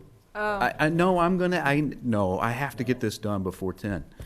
I can't be the one that causes us to go over. Oh, Well, you still got So- board reports, so don't worry about it. but we don't have Steve, so it's gonna, it'll automatically be a little bit. Oh, if it's long- if a it's bit your shorter. if it's because you Wow. guys No, are I'm going kidding. over, that's your choice. But anyway, I'll Steve and be Yolanda. yeah, So. I'll be very very brief. So you may have seen as you've gone through town hall, we have temporarily changed out some of the more historical pictures with original art, and this is from a Haitian artist, Joseph Chéri, who is just a very well-respected painter, utilizing the Haitian culture. And so we have displayed a number of his pieces of art here throughout Town Hall. And that's part of a bigger initiative that we're trying to do through Ashland is United, which is really kind of raise cultural awareness here in town for many different cultures that make up our community. And so this is part of, again, a broader initiative. And we're going to have essentially a ceremony tomorrow, an event starting at 1 o'clock, and we're going to raise the Haitian flag and provide a few remarks, and we will have some members of our Haitian community provide remarks as well, and as well as sing and dance and food over at the corner spot. So I know we've certainly publicized that, and I think I've mentioned this at a previous board meeting, but hopefully you can all attend. It'd be really, really great. Brandy, I know you're going to be in the city. Again, I'm hoping this is something that we can do on a regular basis, celebrate different cultures that make up part of our community. Well, that'd be a great idea. Yeah. That's an awesome idea. Is there any? I saw I'm sorry. Oh, no, go ahead, go I ahead. saw the advertisement, I said, that is really cool. Like we do it for the Indian Mhm. groups that we have in town. Sure. And, raise their flag and stuff, so do the same thing. I think it's a great idea. Great. We'll have the Festival of Italianos coming up, that'll take a 4-day event, but, That's okay, as It's long all as the there's food. all the food. Okay. I was and- just going to ask, is there anything like up in town hall that talks about the artist? Is there like a profile or anything? I think there will be. Okay. So Yeah. currently there is not. Okay. And so he came the other day to put it up, and Okay. I'm hoping that he has a small. Something, because it would be nice to know like a little bit about him and who, because I was like looking at him like, who painted these? Yeah. Oh, it's And very I think actually colorful. he has a tag for each. Oh, to okay. Sort of, I think so. Okay. They're I'm looking on at loan, I would assume they're on loan. Essentially, we'll have The them next- up for a couple weeks, yeah. But very private. And that's my end of my report at 9:59 p.m. You're not Thank going to you. talk about social media? Oh, geez.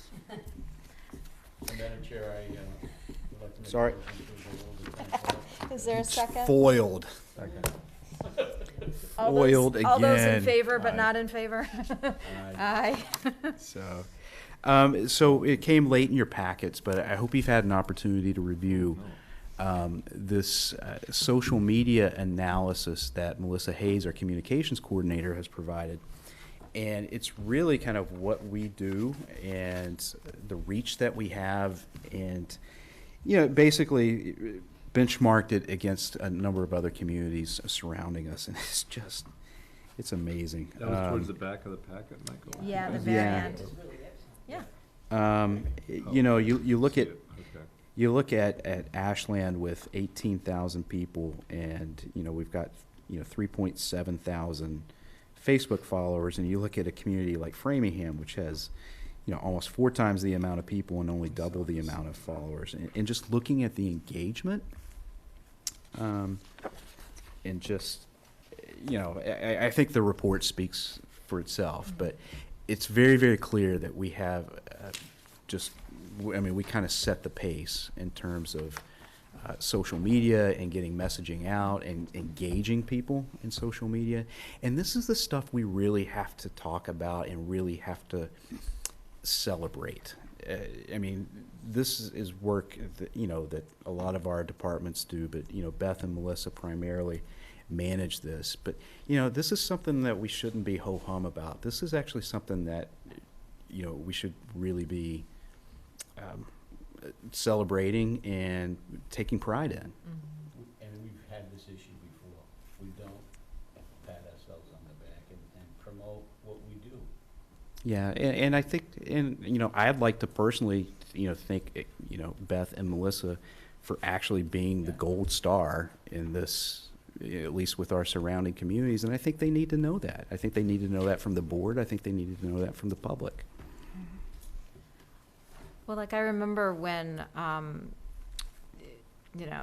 there was the case made for a communications person, because Beth was kind of trying to manage these posts and all this stuff for the town, in addition to all the economic development stuff. And, part of the case was like, we need somebody that's dedicated to communicating out to the public. And, my perspective is this stuff is great, and it really kind of solidifies why we, one of the main reasons we have that role is because it's really effective in getting out to our residents. And now I'm looking at it and I'm like, I spend too much time on Facebook, so. But it's not about the role, it's about how good the Yeah. people in the positions are at doing the role. That's what we really need to highlight. Yeah. Don't disagree. Yeah. So. I was really impressed with this data. It was, very good compared to the surrounding communities and everything. It was. Yep. So anyway, that finishes that. Kudos to Melissa and Beth. So, is that your end of your town manager report? You're good? Yeah. Okay. All right, we're up to board reports. I'll start with Rob. Okay, sure. The thing I just want to talk about, and hopefully briefly, is attended the MBTA Advisory Board meeting yesterday. So just to rehash for Claudia, I'm the board's designee to the MBTA Advisory Board, which is the municipalities that get some kind of service from the T. In our case, it's commuter rail, of course. And also, I chair the commuter rail subcommittee. But so we had our usual 1-hour meeting, and the main agenda item were two things: a review of the capital improvement plan and the operating budget. So just kind of the major takeaways from really both of those. And we're fortunate, of course, we're technically somewhere in the capital improvement plan, but we're just in that group of things that I think they can just do, which is fortunate for us. But it's really there's a couple major things going on. One is the whole budget issue for next year. So ridership has decreased. It's at about 40%. They're projecting that it'll go up another 10%. Some people are skeptical about that. So, but of course, with the reduced ridership, there's reduced fares. So the folks that are involved with the T and, on the advisory board are all thinking that the sales tax, which is a dedicated part of the T budget, is really not going to be adequate for the future. And right now, the T's budget for the next fiscal year, starting July 1st, is really supported by this kind of one-time infusion of leftover federal funds. So they could see next year a budget cliff going on. So that was the kind of, and that also servicing the debt in the capital projects takes a increasingly big chunk out of the operating budget. So those are some of the kinds of the big issues. And then in terms of commuter rail stuff, one of the things that they are projecting to buy a lot of new locomotives and engines, and they want to buy diesel. So that was a bit of a discussion and an issue that at this point in climate change, that you're ordering diesel engines that are going to be around for 20 or 30 years. So there's some discussion about that. So, just kind of summarizing the quick discussion, that was, I think, the major points. And the advisory board was also disappointed that there was so little time given to review the budgets, just like a week or two. But they are generally approval of the new board, which seems to be more active in asking more questions and pushing the staff a bit more. And then the only other thing, so coming up is a commuter rail subcommittee, so we kind of have some, the basic things we'll be looking at is this whole question about the diesels versus electric, safety follow-up, fare collections and effectiveness of fare collections, South Coast Rail update, on-time performance, and the only other, and then I'll add this EV stations discussion, because I think that one's important. And then the only other thing it just occurred to me is this, if it's worthwhile to try to, we're gonna meet with the Keolis and the MBTA commuter rail director, so that's our chance to push them on, various aspects. So if people had other questions, for once, we're not gonna talk about the station, I don't think, in any kind of. Which is nice. Yes. Yeah. But if there's, people had other things, one thing I thought, and maybe this is after they leave, but the advisory board might be, or the commuter rail folks might be a good vehicle to discuss the whole zoning question. Which really isn't irony, it's not an MBTA thing, it's really a DHCD thing. But I was thinking of trying to add that to the agenda, because we haven't talked about it as much at all. So I don't know if people had thoughts about that, or if it's a useful kind of venue to pursue that, the whole zoning. This is the required around the commuter rail station. So I don't know if people had other thoughts or thinking about that. Probably sometime in the next month we'll have a commuter rail subcommittee meeting. They're very compressed.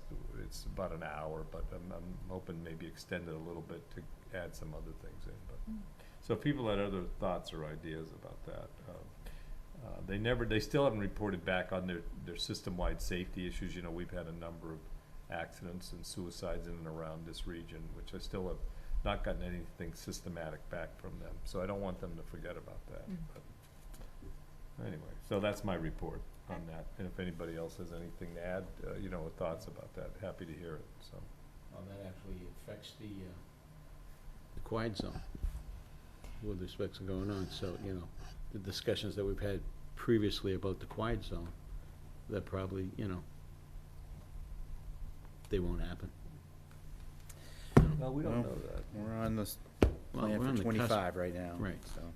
But it'll be interesting, if this continues, this discussion another continues with the MBTA about, the suicides and Safety. Yeah. the safety aspect of it, that just may be something of the past, Yeah. and So- they just won't support it or do anything with it, so, That's an interesting question.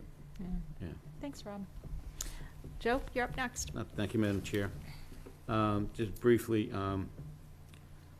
I have some issues with what's going on throughout the town, and I know Mike has been aware of it, as has Jen. A lot of vandalism happening throughout the town. Stone Park, some of the other locations in town. New vandalism? Yeah. Really? New vandalism, yeah.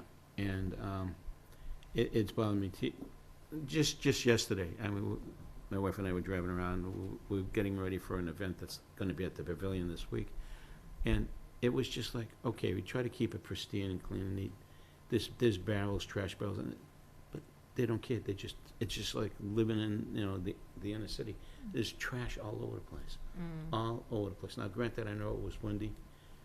And, so I'm not making excuses that, maybe it blew out of the barrels or whatever, but not the way these barrels are installed. It's just, it's just laziness, number one. And so we're going to monitor it a little bit more. And these usually happens on half days when school gets out a little earlier. And, and on Thursdays and Fridays. Those are the days that we see more activity. No, I'm just, I'm trying to, I'm looking at it this way, but I don't want to, disregard, be disrespectful to our new member. So, I hope that, I know that the police department have been on it. The prior incident where the Mums Club repainted that beautiful storage facility, building up at Stone Park was, got trashed, spray painted bright orange, and it just, so, they're willing to, supervise if the individuals have been caught and they have to do community service, and maybe part of that community service is to repaint that building. They've already asked me that if that's the case, that they would be happy to stand by and monitor that, so, the work gets done, and, they see their work being, taken care of. So, that's just stuff just bothers me, and I would just, it shows a lack of respect for the community that you live in, so, and it's, I don't know how you stop it. I really don't know how you stop it. Well, you have some places, I mean, like, cameras are now, Yeah, I was gonna say. you don't want them too many, because there's privacy issues, but there's certain focused areas. Yeah, well, just a few, a couple hours ago, it was discussed that, the new walkway, Yeah. was vandalized, and repainted, and, it's been scratched up, and so it has to be repainted again. Why? I mean, what is the purpose for that reason? I mean, you're trying to beautify the town that you live in and the area that you live in. You're spending some money, you're spending taxpayers' money, and you have a disregard for the respect of your community. I'm sorry, that's just, Yeah, sure. Yeah. and if I'm old school with that, just please tell me, Well, I'll shut there'll up. always but I be mean, it just- somebody that's gonna, Well- that's the reality. Yeah. There's, people go through all sorts of phases and things happen, Well, and well- they do stuff, Yeah, so. well, But maybe we can do something with certain cameras and things. well, we even actually have cameras at the pavilion. And, we monitor it, and we check it out, but you really can't make a good distinction as to who the individuals are, Oh. which is somewhat unfortunate. Yeah. And the other couple of things is that, the pavilion will be open, starting at the end of, the first, day after school closes. Wild. And it'll be, the hours are from 11 to 2, and the proceeds go up to support and maintain, clean the facilities, the bathrooms and stuff. Ashland Day has been gracious enough to, and we've been given the opportunity to maintain it, so that's what we've been doing. Some good ladies work there, too. Yeah, some nice, yeah. You guys have been doing that so long. Yeah, well, you That's know really what, something. it's just like, okay, it's a privilege to do it, so we've been doing it, and the people, people that utilize it are very happy with it, so we're happy that they're happy, that's the other thing. And just to remind everybody, the Ashland Day is the 23rd of September. Right now, we have 22 vendors already on board, so, which is pretty good. And so hopefully we'll continue growing and growing and growing and get back to what it used to be. Yeah. So, Awesome. that's all I have. Thank you, Madam Chair. All right, thanks, And Joe. I'd like congratulations to, Oh, I'm sorry, I forgot to say that, too. Sorry, congratulations. Congratulated me enough, thank you. Yeah, there you go. Yeah. Claudia, you're up if you have, you don't have to feel pressured to Yeah, but I don't you're think welcome I have to. any updates yet. Okay. Yeah, it's been a 24 hours been- and you haven't changed the world quite yet? Not yet. Good So, stuff, Claudia. it is, it is. but she has a husband going around picking up all the signs. He picked up one sign, thank you very much. He did offer to pick them all up, but I already had it all planned out. I said, no, I give her credit. Oh, that's awesome. Okay. So you're good? Okay. I just have a few things. I just wanted to, because it's been a while since we've met, I just wanted to thank the Green Up Ashland folks Oh, yeah. for Green Up Day, because that was a Sure. great day. And the town looks so much better than it did. And, Joe was talking about trash. That's like, that's what we do. Yeah, so thank you to the Green Up Committee who puts together, who organizes and sends us out into the yonder with yellow trash bags and green shirts. So, speaking of green, May is Mental Health Awareness Month. I was at the Corner Spot for the kickoff event on May 1st, which was great. And I was there also, although I didn't get any credit later. I don't know what happened. Oh, you were there too? I showed up late. Oh, okay.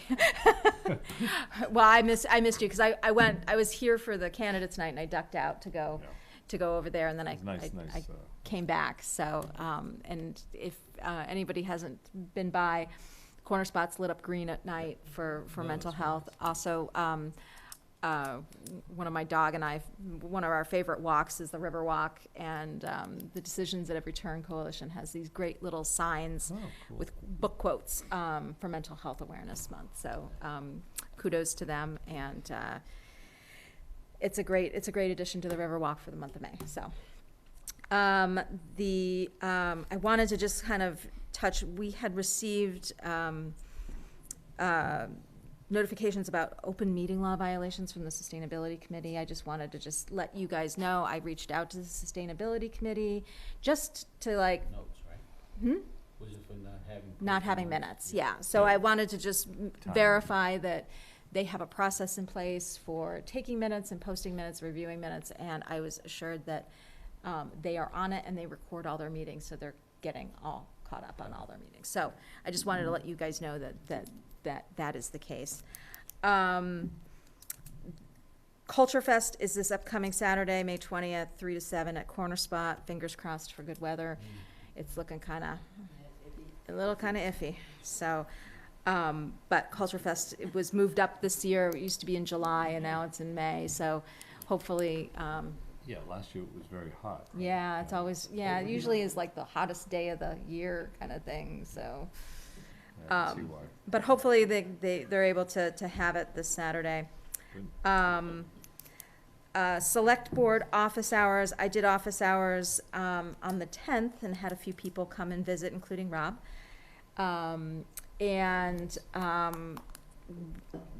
The next Select Board office hours is actually scheduled for June 10th at the library, and Yolanda was scheduled to do that, and she's not able to do that date. So I didn't know if, I'm throwing it out there, if anyone else is interested in doing office hours at the library. Is that a Saturday? It's a Saturday morning, and right now it's scheduled from 11 to 1. 11 to 1 is kind of a hard time frame on a Saturday morning, or on a Saturday, because it kind of. And they have grandparent duty. Okay. I mean, Kids play ball. Yeah, I know, and I gotta look. Yeah, I was gonna say. yeah. So- And we can, Have issues. I could maybe try to do that. Okay. on the 10th. I mean, If- I have to check the schedule, but, it also doesn't need to be just one person, right? Correct. Yeah, so if other people, And, yeah, I would say, yeah. then we gotta, but is there a certain, publishing schedule for like the newsletter, that kind of thing? I think we can revise that date, right, and send it out. I mean, we've got time. So yeah. So if I think I can do you could that. do like 11-ish? Could you do 11-ish, or do you want to do earlier? Because Actually, I think that might be good, earlier. yeah. Let me just, Library opens at 10? On Saturday? Or do they move it to, is that the first week of the farmer's market? ooh, The 10th is the opening day, June 10th. Yeah, I think it is 10 o'clock. okay. yeah, actually, that might Yeah, work. that day. I've gotta be somewhere else by a little after 11, so Okay, I could so do like 10 to o'clock. 11? Yeah, Okay, I will get back to you on that. okay, awesome. yeah, and if we just wanna, yeah. Ball schedule. Okay. Oh, that, Yeah, tag teaming is, Yeah. is totally good. Okay, all right, thanks, Rob. And the only last thing I wanted to say is that at our next meeting, we will do a board reorganization once Yolanda's here. So that will be my last meeting as chair, and I might actually like bring something to actually hand the baton over to baton? Yeah, Okay. an We actual got the physical. gavel. We have a Oh, we got, gavel. We have a gavel. there we There's a go. gavel, no one's allowed, where is A couple of it? dents in it, but yeah. Wow, okay. It's because it's used on some people's heads. Hey, So- I didn't go there. Gavel. But we will have that on the agenda for our next meeting, and I will be, it's been a good year, but I am, ready to hand the baton over to Yeah. our next, chair for the board for the next year, so. Jay did a great job. And you did it, yeah, you you set a high bar, organization and things like that. So, Oh, I appreciate that, so, I like the work, Got a so. hot act to follow. So, is there anything else that anyone else has before So we? Okay, I was gonna say motion to adjourn, so we have a motion, is there a second? Second. All those in favor? Aye. Aye, so we're adjourned at 10:20 tonight. Thank you all for watching. For Mark and Joan, who hung in there with us tonight. Thank you very much, and we'll see you guys at our first meeting in June, which is on the 7th. So, all right, thank you, everybody. Good night.